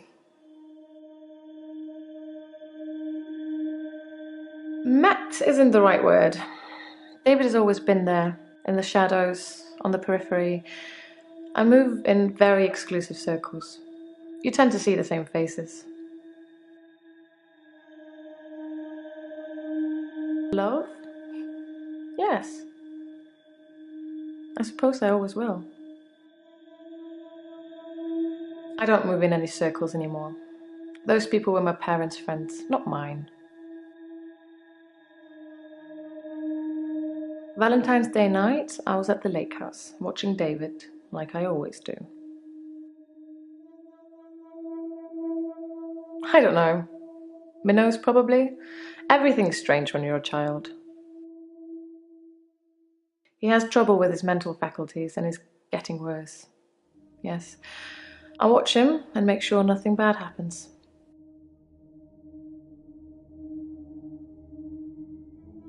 There's something I want to tell you about. Something else that's wrong with me.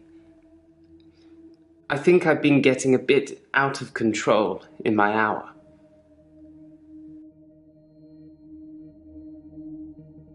When I first got the hour, I was shocked, obviously. It took me a while to work out that everyone was frozen and only I could move, because I live on my own.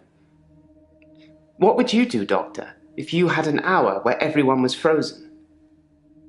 Go to a fairground?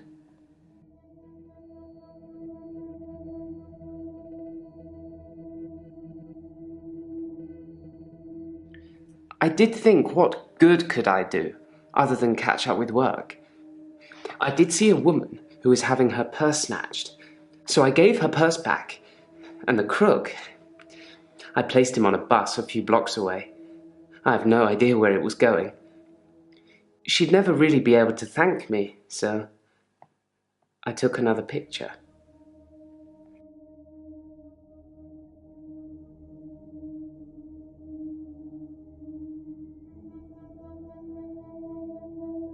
I dug the grave for Dr. Dekker.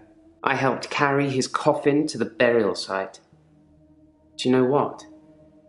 It didn't weigh enough to have a body in it. Why do you think that is?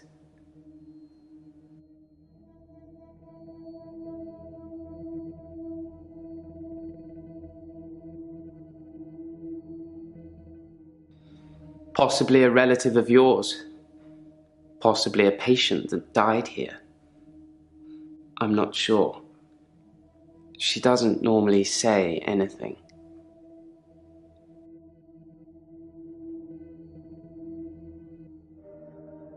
No, the coffin wasn't empty. There was something in it. A decoy, I'd imagine.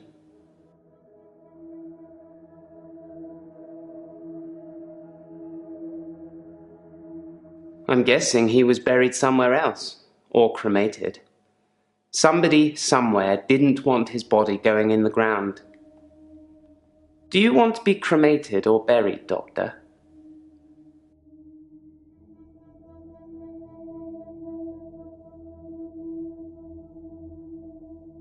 I spent most of Valentine's Day at the art gallery. Well, the evening part, anyway. They had a display with the theme, Love Conquers All. I didn't get most of the paintings, but they were well done.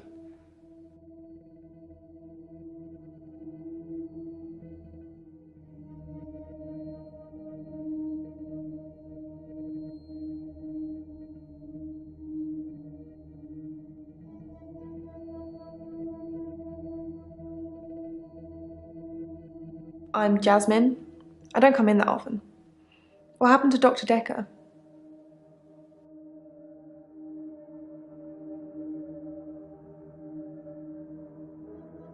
When you see a painting,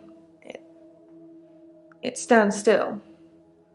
When I see one, it's moving, like a mini film, like little vines. But when there's a person in the painting,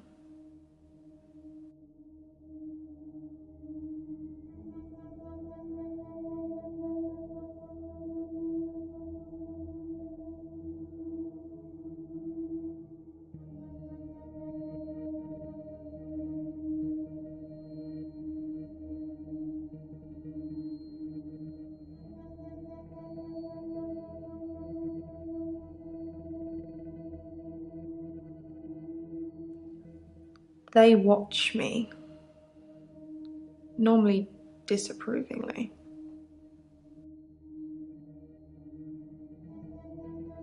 Because they don't think I know how to appreciate art, because I'm too young.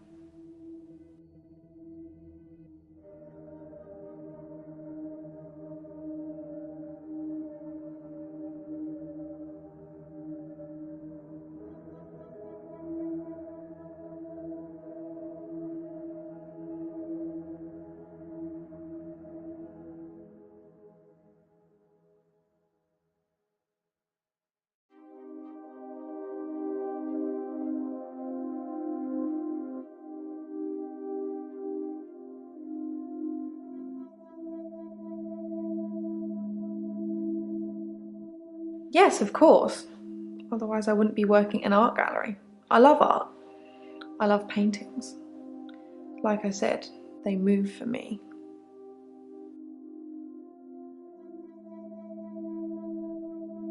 When I want them to, normally. When I want to really get inside what's going on. But some paintings, I can't stop.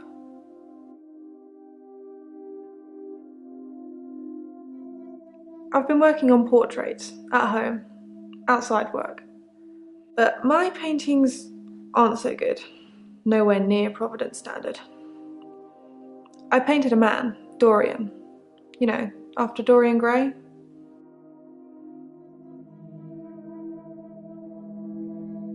I wanted to try and capture someone aging, so I divided the face into thirds and painted a boy, his father, and his grandfather in each third. It was hideous. And it started talking to me.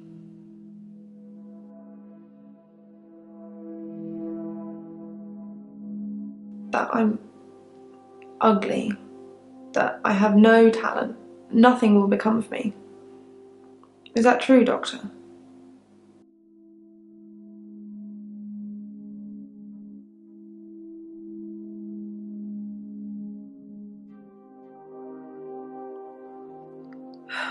I hear it so many times from that wretched painting.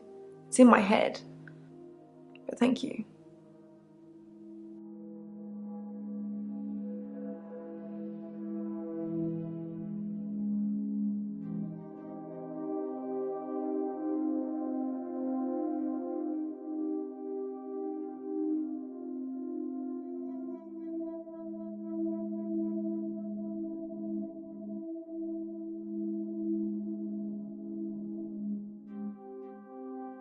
He was shy, and then less so.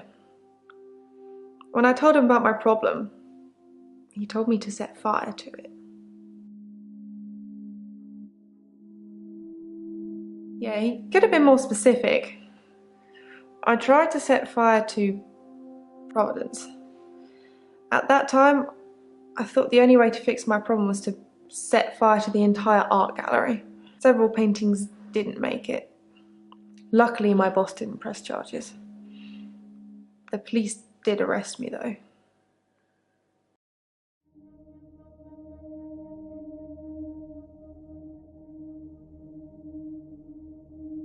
My boss, Petra, she's just lovely like that. Providence has gone through some tough times, and I've only been there a year. She invested her life savings, and it's still not making any money. Such a sweet lady. You'd do anything for her.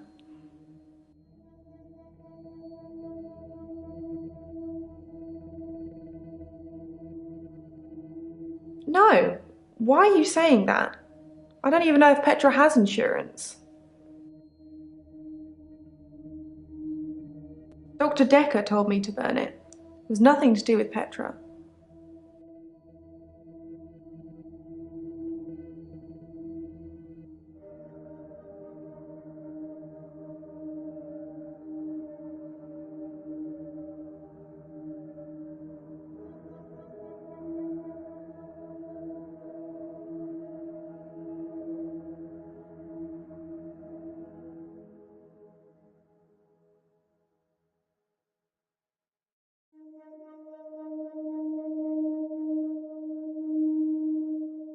I already ripped up the painting. It screamed as I cut it. And now whenever I close my eyes, I can see it, hear it. I need the tablets, Doctor. I need them. The temazepam, the sleeping tablets. The ones you gave me last time.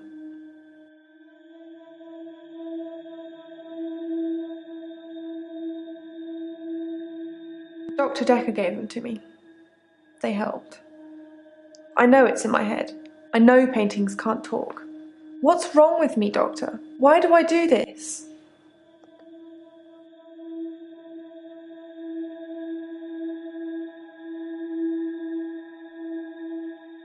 We had a display in the gallery based on Love Conquers All, so I had to work.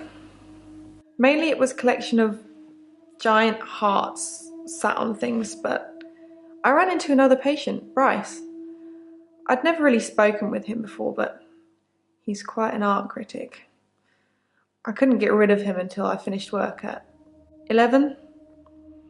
There's actually another guy who takes over on the night shift. I'm not sure if he kept talking to Bryce though. Providence is open 24 hours.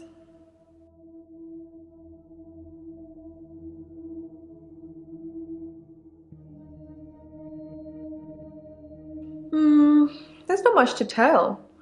I knew he was a patient here. I'd seen him in the waiting room a couple of times. He likes art and talking and looking down here instead of up here.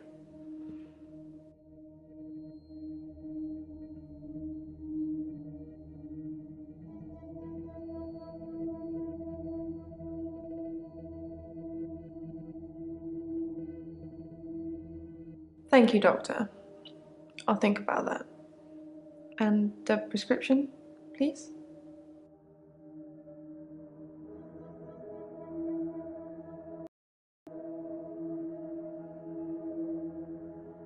Oh.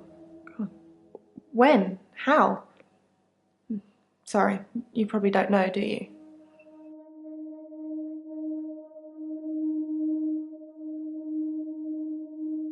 Ouch. I didn't really know him that well. I'm trying to remember what I was doing on Valentine's Day now.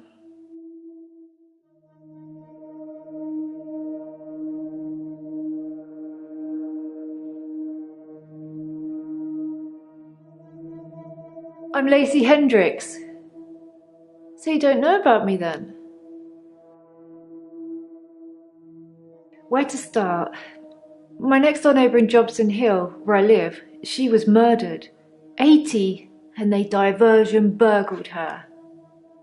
But she was wise to it and started calling the police. They slit her throat with a bread knife. So I started a neighbourhood watch.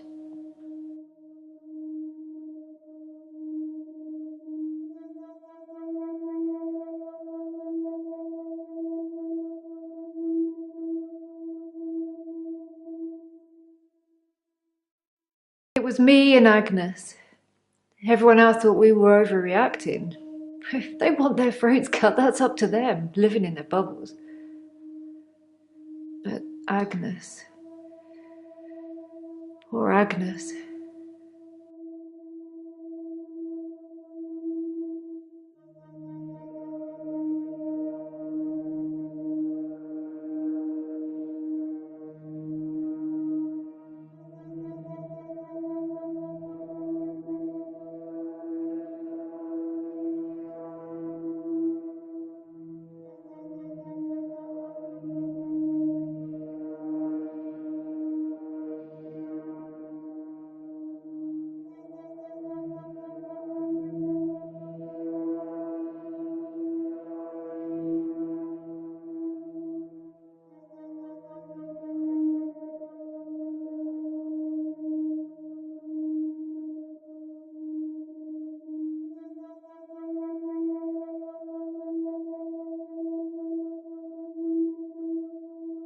She went missing, and still is.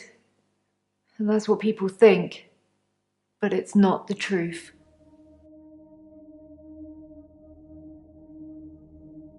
It killed them. It looks normal enough. A smartly dressed, door-to-door saleswoman. I know because I heard my other neighbours shout at her. No Jehovah's! They think anyone knocking is a Jehovah. But she said she was selling double glazing. I don't know, I didn't answer the door. Best not to nowadays. But I watched her go to Agnes's. Poor Agnes. She let her right into her house.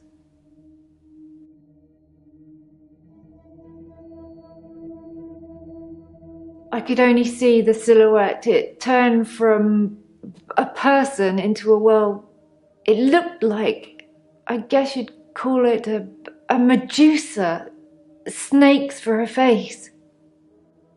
And Agnes just fell to the floor. A few minutes later, the woman left, smiling like the cat that got the cream. That was the end of Agnes.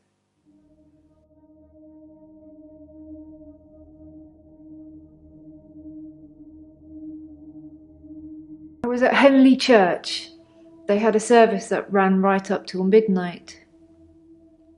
For us less fortunates without a love in their life. Well, now. Do you have someone, Doctor? Do you have a love in your life?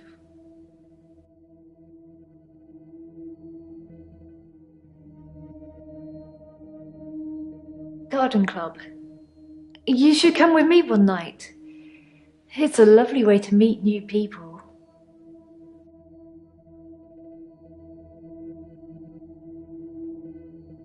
I saw it with my own eyes. What more proof do I need? You're starting to sound like Dr. Dekker. He didn't believe me either.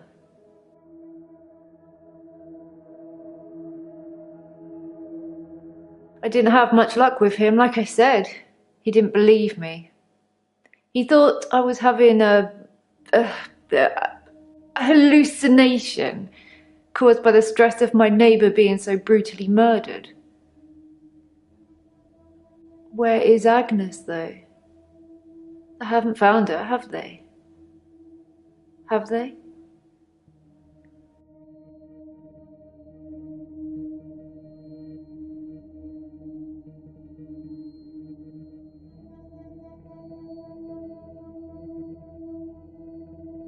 So, should I get a solicitor, or shall we try and talk it out with him? Hey you! Thanks for helping me with this grief thing. I'm not sure I have it, though.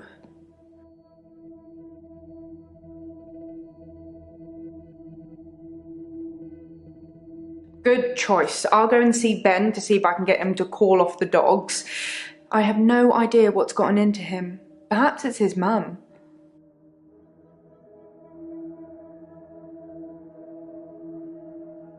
I don't really know where to start.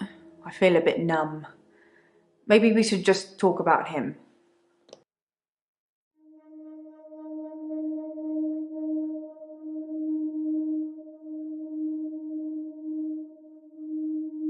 On Valentine's Day, Dr. Dekker had a session with Claire Castleford at 11 and that nurse, Elin, at 3. Everyone else cancelled. You should see this place Christmas Eve.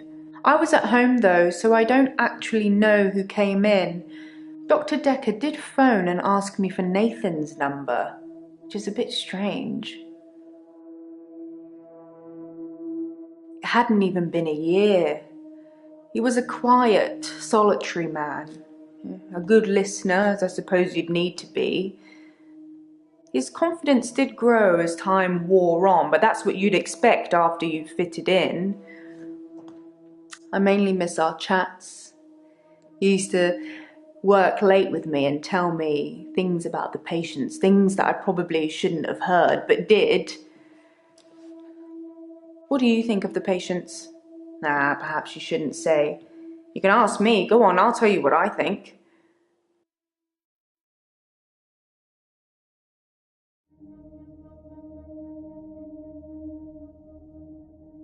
We'd work late together on all sorts of things. He was preoccupied with finding patterns in patients, trying to find some kind of order. Mainly he was searching for a common experience the patients might have had. That's what led them to his office. He'd study everything, even the referral letters.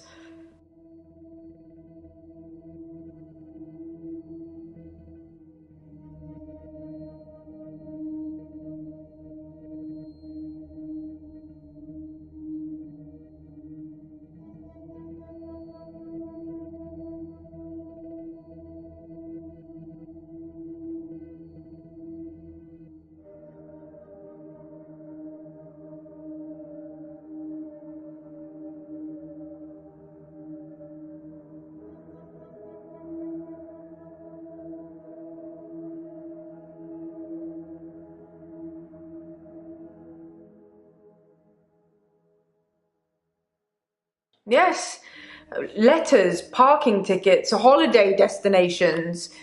I find those referral letters... He was sure there was a pattern in them.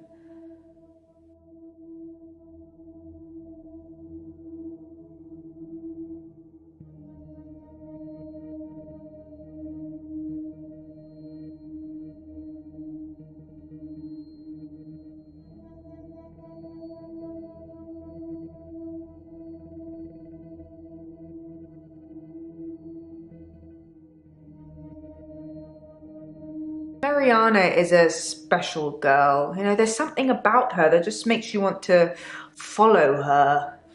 Maybe that's what a trendsetter looks like.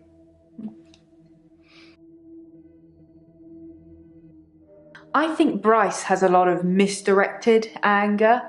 I don't think I like him that much. Sometimes when things overrun, he's outside waiting for you, and he stares at me as if he's undressing me with his eyes. He's not the first person that's done that, but still, it feels worse coming from him. Claire seems to be shaken by something.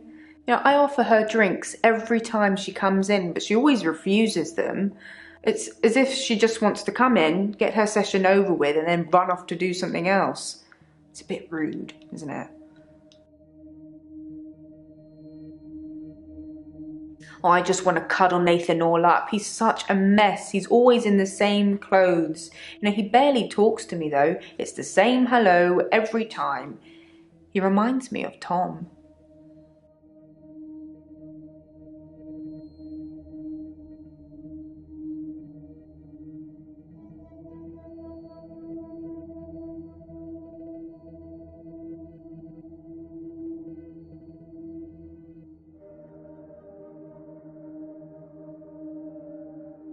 Elin seems like a lovely person. I'm not really sure why she's here. Tom was a quiet mess, like Nathan. Youngish, in his early 20s. He taught piano, but he did have a strange hobby. Tom liked to base jump. That's basically falling from a huge building or mountain and pulling your parachute before you hit the ground. He started to think he could fly. Dr. Dekker tried to talk him out of it, but Tom had to prove his point. One day, Tom decided to base jump without a parachute.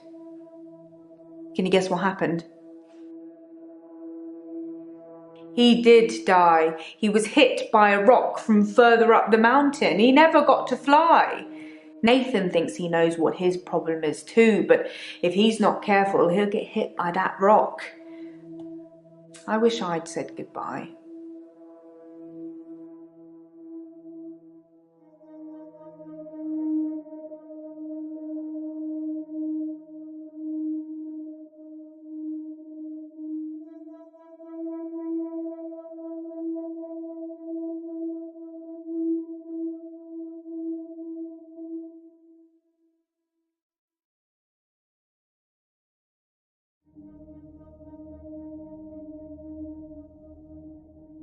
I wish I'd said goodbye to Dr. Dekker. It was so sudden.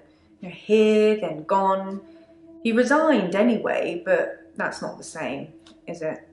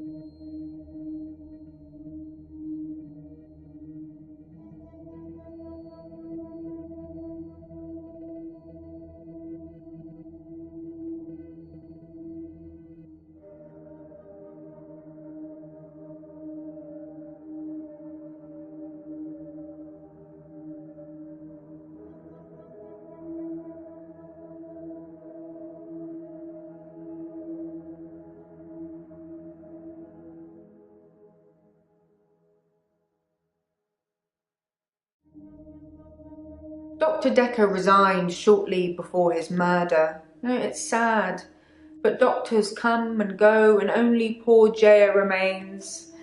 I've got his resignation letter somewhere. I do all the hiring and firing around here. Well, Professor Alderby and the Trust technically do that.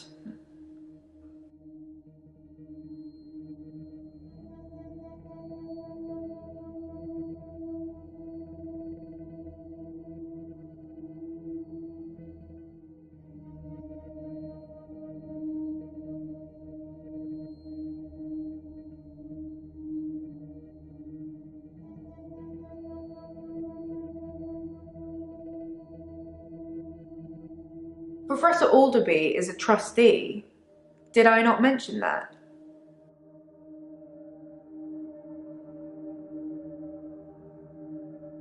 She was cuddling him like he was 6. He's 25. So you watched the tapes. Gold star for you.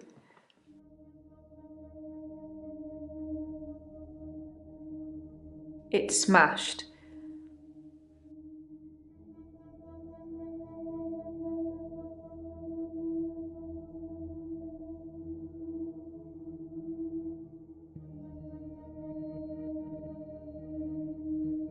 Most of the patients are suspects according to the police. Almost all the patients are referred, and some of them are privates, but Dr. Dekker didn't introduce any of them.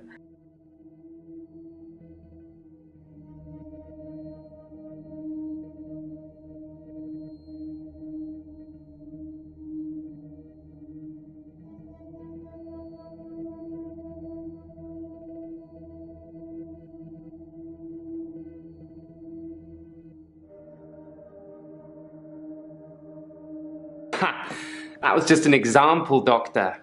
I'm sure you can come up with more exciting things to do than that.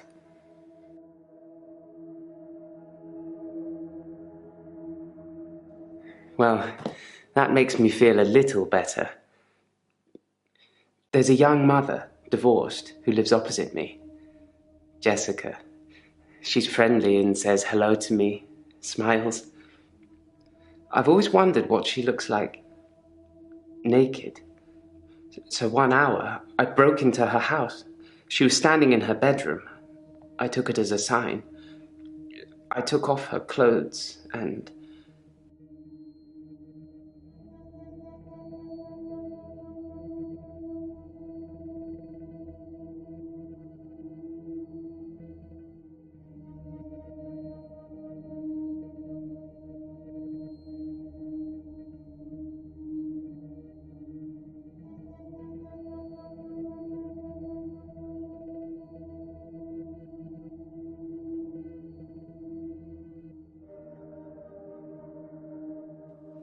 I took photos of Jessica when she was naked. When I'd stripped her. When she was naked and frozen. I didn't want to have to do it again, to strip her again. So I took pictures to remind myself what she looked like. That's wrong, isn't it, Doctor?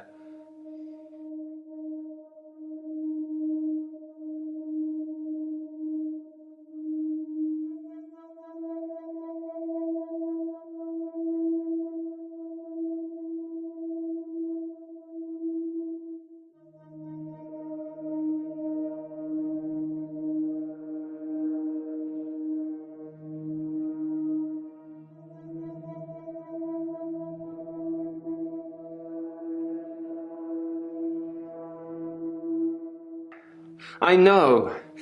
It's that bloody Dr. Dekker. He made me this way. It's all his fault.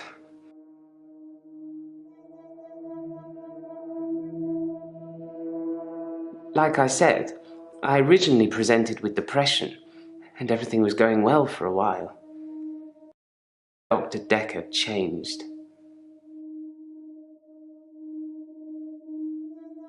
He was easily distracted during sessions, like he wasn't listening. I'm pretty sure he wasn't listening half the time. I don't think he wanted to know about his patients anymore. But when he did give you advice...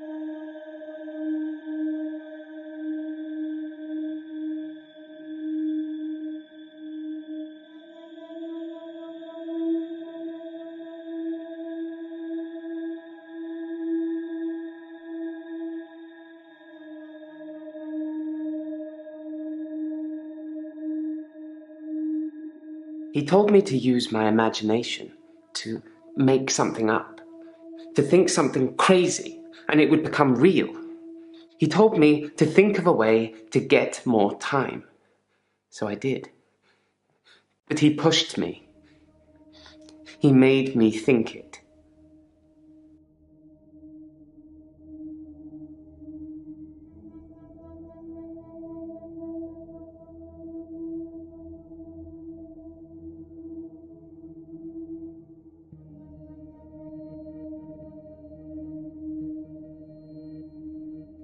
Yes, I would steal too. And I have stolen. I ran out of milk, so I thought I'd go to the local all-night shop and get some more. I was absolutely intending to pay, but when I got there, everyone was frozen. I thought about leaving money on the counter, but that seemed weird. The cashier would wake and suddenly this money would have appeared from nowhere. But I've stolen bigger things.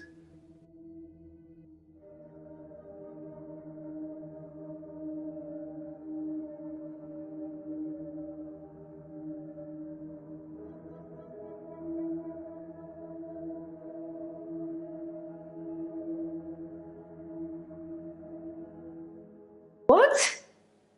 That can't be possible. Is that true? Why don't I know about it then? When was this then? Is she alive? Her useless husband is?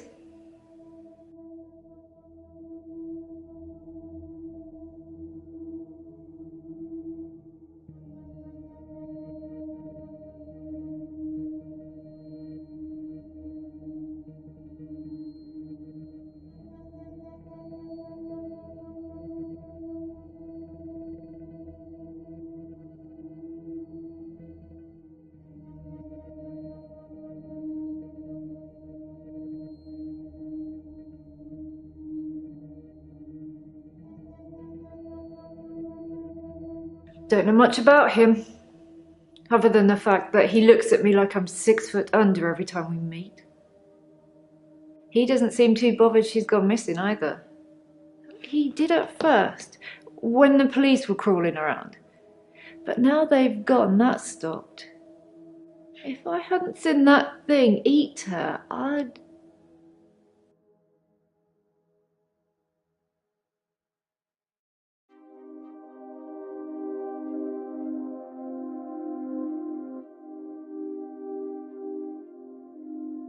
No.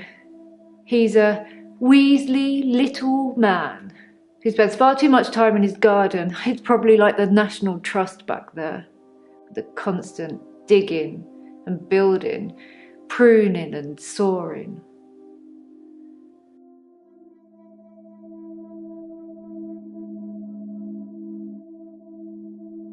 What a thing to say!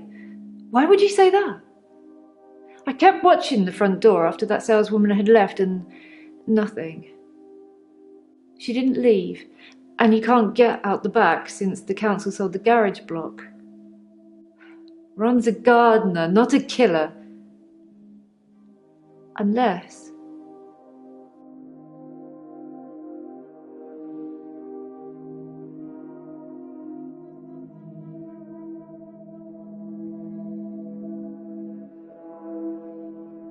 Agnes said Ron was laying the foundations for a new greenhouse. You don't think...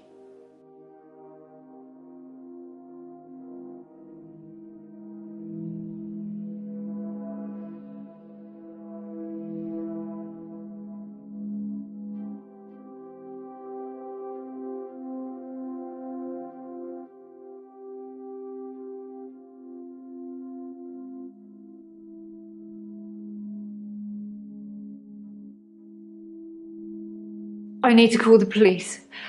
I need to call them now. But they won't listen to me. I tried to tell them about the monster, but they didn't believe me. They won't believe me about this, I promise you. Please, could you call them, Doctor? I'll get someone else to do it. I suppose I shouldn't really expect any help from you. Dr. Dekker used to call me the leech lady.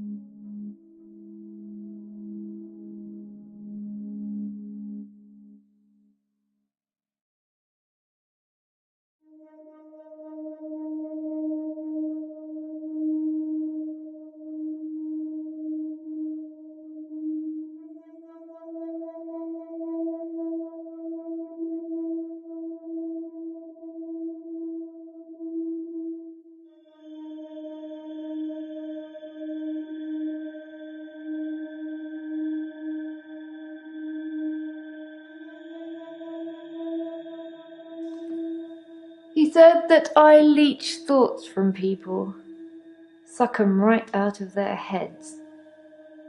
And I can put thoughts in there too. I'm not that clever though, am I, Doctor? I mean, it's not as if I was having an affair with Ron and Agnes was in the way and needed to disappear. So I made this story up. I mean, what do you think I do for a living anyway?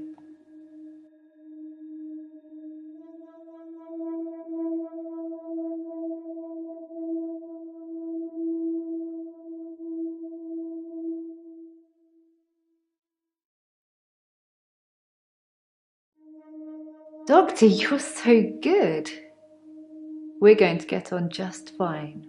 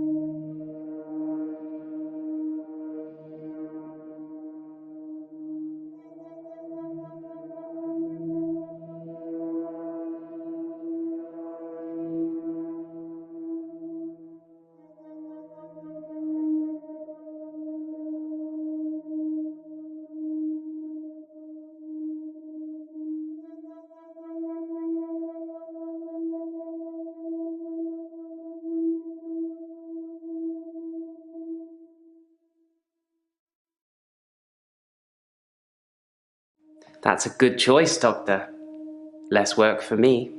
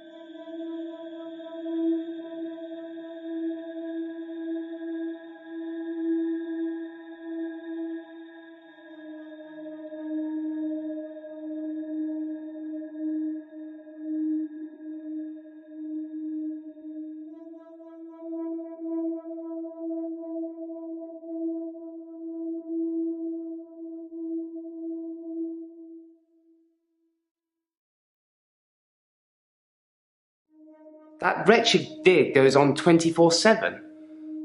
25/7, if you ask me. Your patient, Nathan, caused quite a stir. He interrupted one of the female students all night, apparently. Made her miscategorize some findings, going on about his dead girlfriend. It's amazing what you hear at the coffee machine. Well, I suppose that's a bonus. We're allowed to use their coffee machine while they're there.